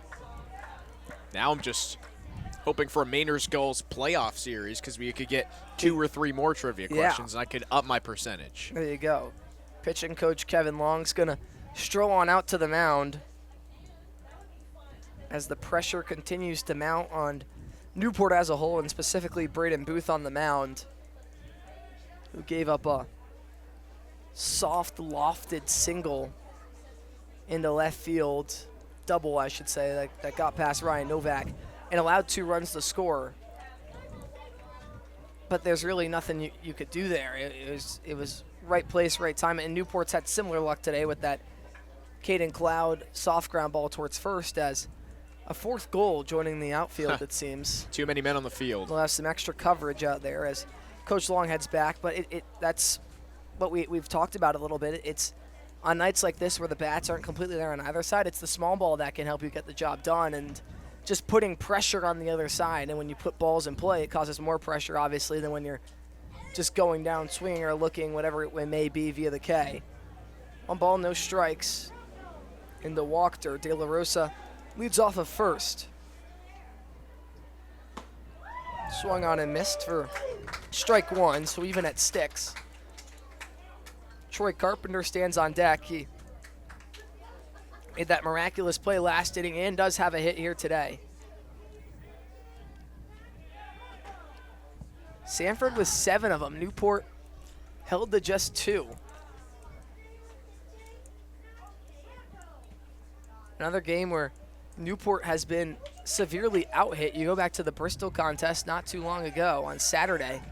Bristol had 10 hits, Newport had 5, but in the runs column, Newport had 5, Bristol held to 4. Pitch on the low and outside corner, misses just barely. 2 balls, 1 strike, 1 out. So Newport finding ways to get it done despite being out-hit. But at some point, you got to wonder if he'll come back to bite him. The 2-1 home from Booth. It's a breaking ball and a big whiff from Nader Walker, who was completely fooled on that one. This is a big inning for both teams if Newport can get out of the jam, going into the 9th inning with that momentum, up 1. But you can close it off, but if Sanford can get 1 or 2 runs this inning, then they have the momentum going to the 9th inning.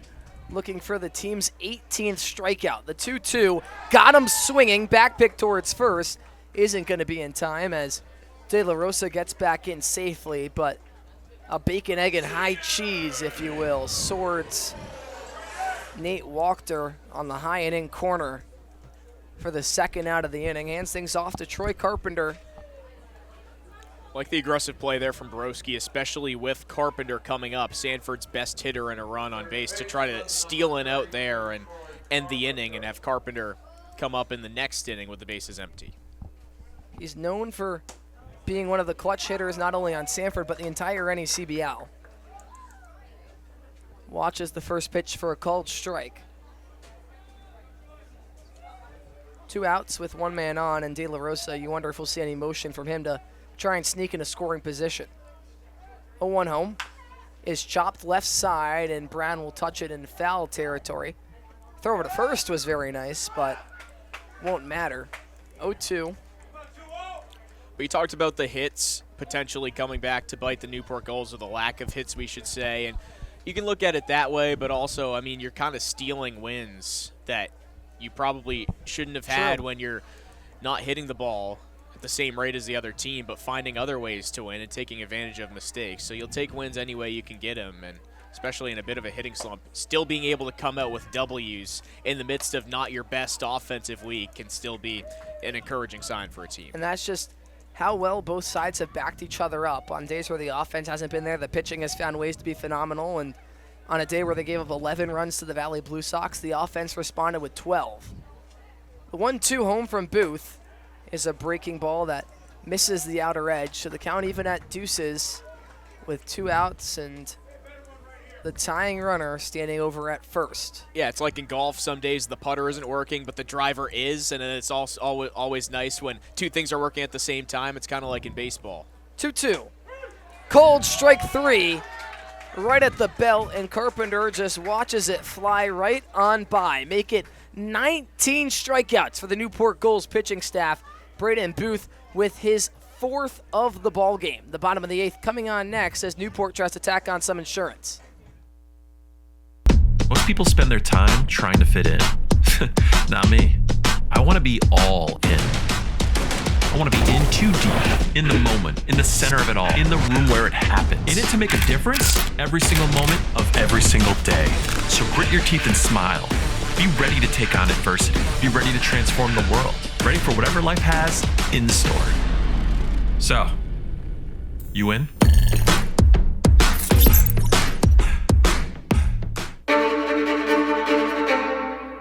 The motoring event of the year returns. The All-Dream Newport Concours and Motor Week, October 1st through 4th. Witness breathtaking automobiles against the stunning backdrop of coastline and historic venues. From celebrated events like the Gathering and Concours d'Elegance to the all-new supercar and hypercar Concours, and free access to the Concours Village. There's something for all to enjoy. Join us in our Chair Jay Leno in celebrating automotive excellence, luxury, and community. Tickets on sale now. Our friend's still out there in center field, catching all the action. Well, I don't blame him. It's been a good one. A 3-2 ball game in favor of the Newport Gulls in the bottom of the 8th, and it's been a really good pitcher's duel. We got some fans singing along, still sticking it out in these later innings. Currently 9:05 Eastern time. It's been a fairly quick ball game. Still some ways to go, but in terms of the first 7.5 innings of play, really can't complain. So we see a literal gull in the outfield here in Newport, which begs the question, when are we going to see a moose at Goodall Park in Sanford? I was really wondering that. I think we should get a mascot. I'm going to bring that at some point. I'm going to surprise you with a moose. They can't fly, so they're at a bit of a disadvantage in terms of getting on the field. Maybe for the All-Star game, they can get like a moose for like the opener. Kind of like Texas football has a bevo, the cow or the bull or whatever you call it, the longhorn. If they were to play positions, I think you'd have to slot the moose at the first base bag. Yeah, right. Not the fastest guy because you out can there. just you can get it in the antlers, and they can just stick right in the ball. And I think the goal would have to play the outfield as Larson rips one foul left side. But you just keep it somewhere around the ballpark as like the team mascot. Yeah. Make sure it's a friendly moose. What if we want an intimidating moose? True. The 0-1. Larson on a rope into center field. Sensei working over on the run makes the catch. A loud first out of the inning. Larson putting his entire frame into that one, but comes up empty-handed. In steps the four-hitter, the cleanup man, Peter Mershon. We're right on top of the field here at Cardines, and you can really hear that crack of the bat, and that thing was screaming off of the bat. And, you know, probably deserved a base hit there, but unfortunately for him, just hits it right at Brendan Sensei. Sometimes just the way the cookie crumbles, that's baseball. You can have a hit that's a swinging bunt that goes 4 feet in front of the plate, and you beat it out, and then you can hit a ball at 95+ miles per hour right out of fielder and just end up being unlucky. The 1-0 to Mershon is fouled back into the netting, so 1 ball, 1 strike.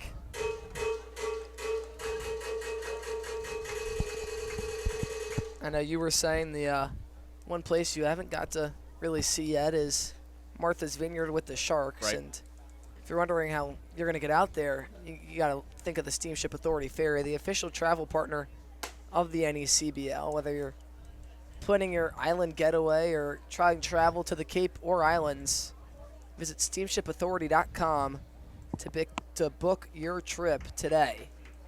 It's wonderful. You're gonna love it. The 2-1 catches the inside part of the plate. 2-2.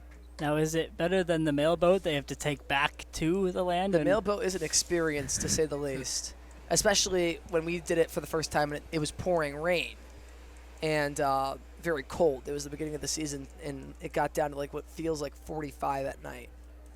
But the ferry there, I'm not a very photo-heavy person, but I took many, many photos. Count runs still to Mershon. Cardines fans have their hands up in the air. It's as simple as that. 3 balls, 2 strikes. Pitching to Mershon. Is lined right side and driven deep. Working over his Tate, laying out, and it's going to be caught. What a grab. Right up against the warehouse. Jack Tate. That was one thing this game has. They have a few candidates for SportsCenter top 10 with Carpenter at third on that diving play and Tate in right field right there. I thought he was going to dive through a window for a second. What a play by Jack Tate for the second out of the inning. Back-to-back loud outs for Newport. In stands Tristan Salinas, who's broken the home run record if the foul line were another 5 feet right. 1 for 2 today.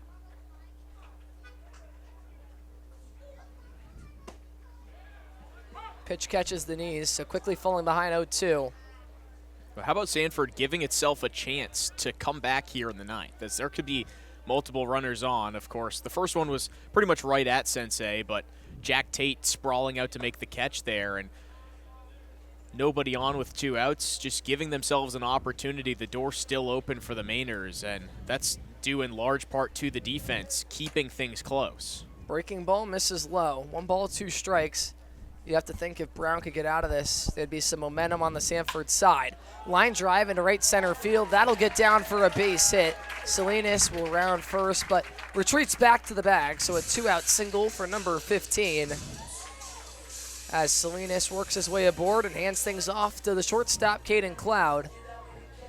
One middle infielder to the other. Eventually, Newport was going to get on with one of these hard-hit balls. And a nice job by Salinas to just rip this into left field. And fortunately for Newport, it gets in the gap and nobody there for Sanford to make the play. Have to find the open grass, and Salinas did just that. Newport was due, and they had their third hit of the ball game. First pitch into Cloud, misses the knees. 1 ball, no strikes. It's kind of crazy to say third hit in the 8th inning. Just sounds. And I think that they have 3 runs also. Working by the way of the walk, their patience has really paid off. That's the game of baseball for you. In terms of the walk numbers, Sanford's given up 6, Newport just 1. Been the slight difference maker that is the reason the Gulls lead by 1. 2 outs in the bottom of the 8th. Salinas off of first.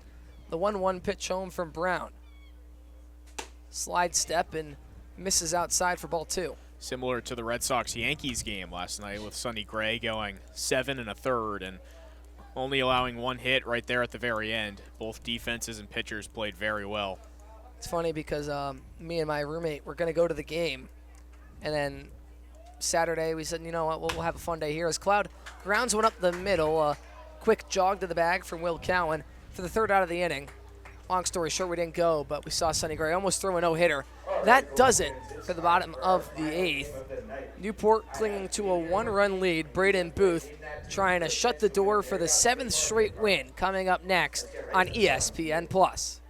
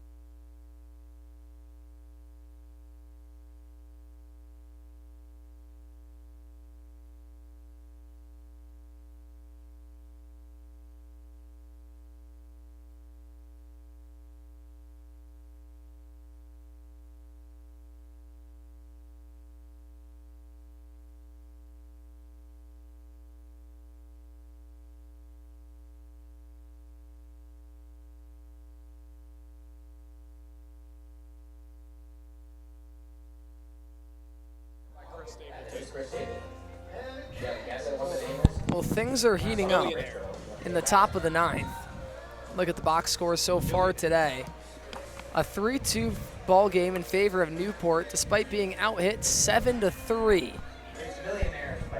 But Sanford, well, they scored 2 in the top of the 7th. They had a goose egg in the top of the 8th, but the offense has seemed to pick up just a little bit, and they need just 1 run to find a way to extend this ball game. It'll be 5, 6, 7, and Sensei, Stabley, and Tate due up. I did forget to mention that Stabley, he was the man that was limping home. He appears to be okay. He was back behind the plate during the next half inning of play. Now Braden Booth carrying off the momentum of 3 strikeouts back in the 8th last inning, so hopefully he can carry that into the 9th and take home the win. First pitch is past him, high and inside. Sensei's 0 for 3, and well, a strikeout here would be the golden sombrero. 3 strikeouts already. Grounds one up the middle. Cloud has it, coming across the second base bag. A double pump throw to first in time. For the first out of the inning, Sanford down to their final 2. This thing kind of dies in the grass a little bit. It took a little while to get over to Cloud at short and then sort of double clutched the throw. So you have to figure if it was one of the Sanford speedsters in there, they might have been able to beat it out, but Sensei can't quite get there in time. Sanford Mainers down to their last 2 outs of the ball game. Will be a pinch hitter in number 12, Domenico Tazzi. Tazzi hit a 2-run bomb against the Vermont Mountaineers the other day to tie the game at 2. He has that home run power. But Booth has just been dealing and works ahead again. Had a home run against Danbury the game before as well, so homers in back-to-back games. Would love to extend that streak in a big spot here. It's been a Coastal Carolina fest here tonight. Right. Shot to clears. No balls, 1 strike. Tazi launches that one. Count even at sticks with 1 out in the top of the 9th. As you mentioned, Staubley came back in to catch. Now it looks like his day is going to be done, as he is being pinch hit for here by the fellow catcher, Tazi.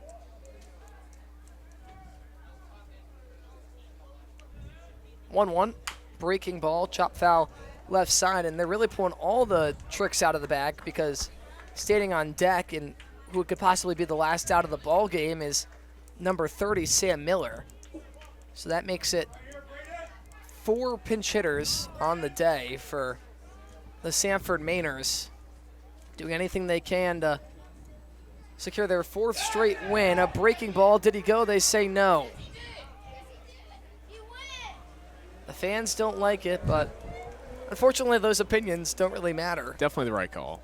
Yeah, no, I thought he held up as well. The crowd sometimes gets rowdy here towards the end of the ball game. 2 balls, 2 strikes, 1 out.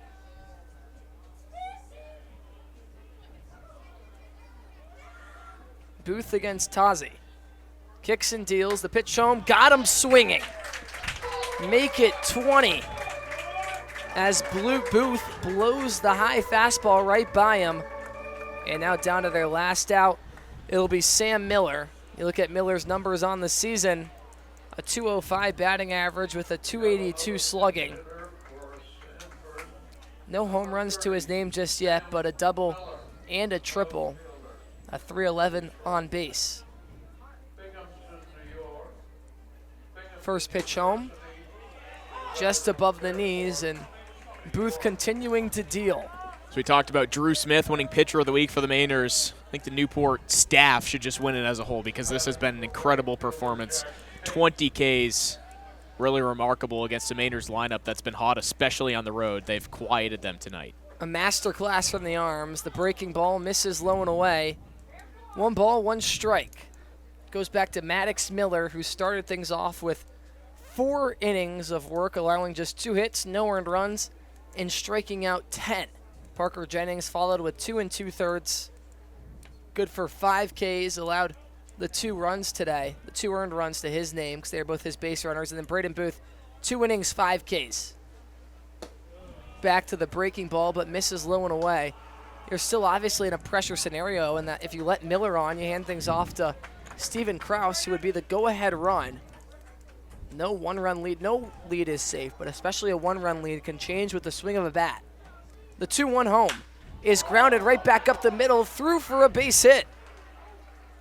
The tying run gets aboard as Sam Miller comes through, shooting one right past the feet of Braden Booth on a rocket. And now the go-ahead run, and Steven Cross is going to get his chance at the plate. He already has a hit today, drove in 2 runs, drove in Sanford's only 2 runs of the ballgame. Huge for Sanford to get Miller on, a guy who hasn't been super consistent at the plate this season, but shoots one right back up the middle and off the pitcher's mound to give way for his teammate this past season, Krause. Ground ball up the middle. Cloud has it. A quick toss to second, and that's all she wrote from Newport. Make it 7 straight for the Gulls as they hand the top North Division team, the Sanford Mainers, their first loss in 4 games. Continuously finding ways to win, and they do it again here tonight. A 3-2 thriller from Cardines. 7 straight for Newport. We're going to break it all down on the other side when we come back on ESPN+.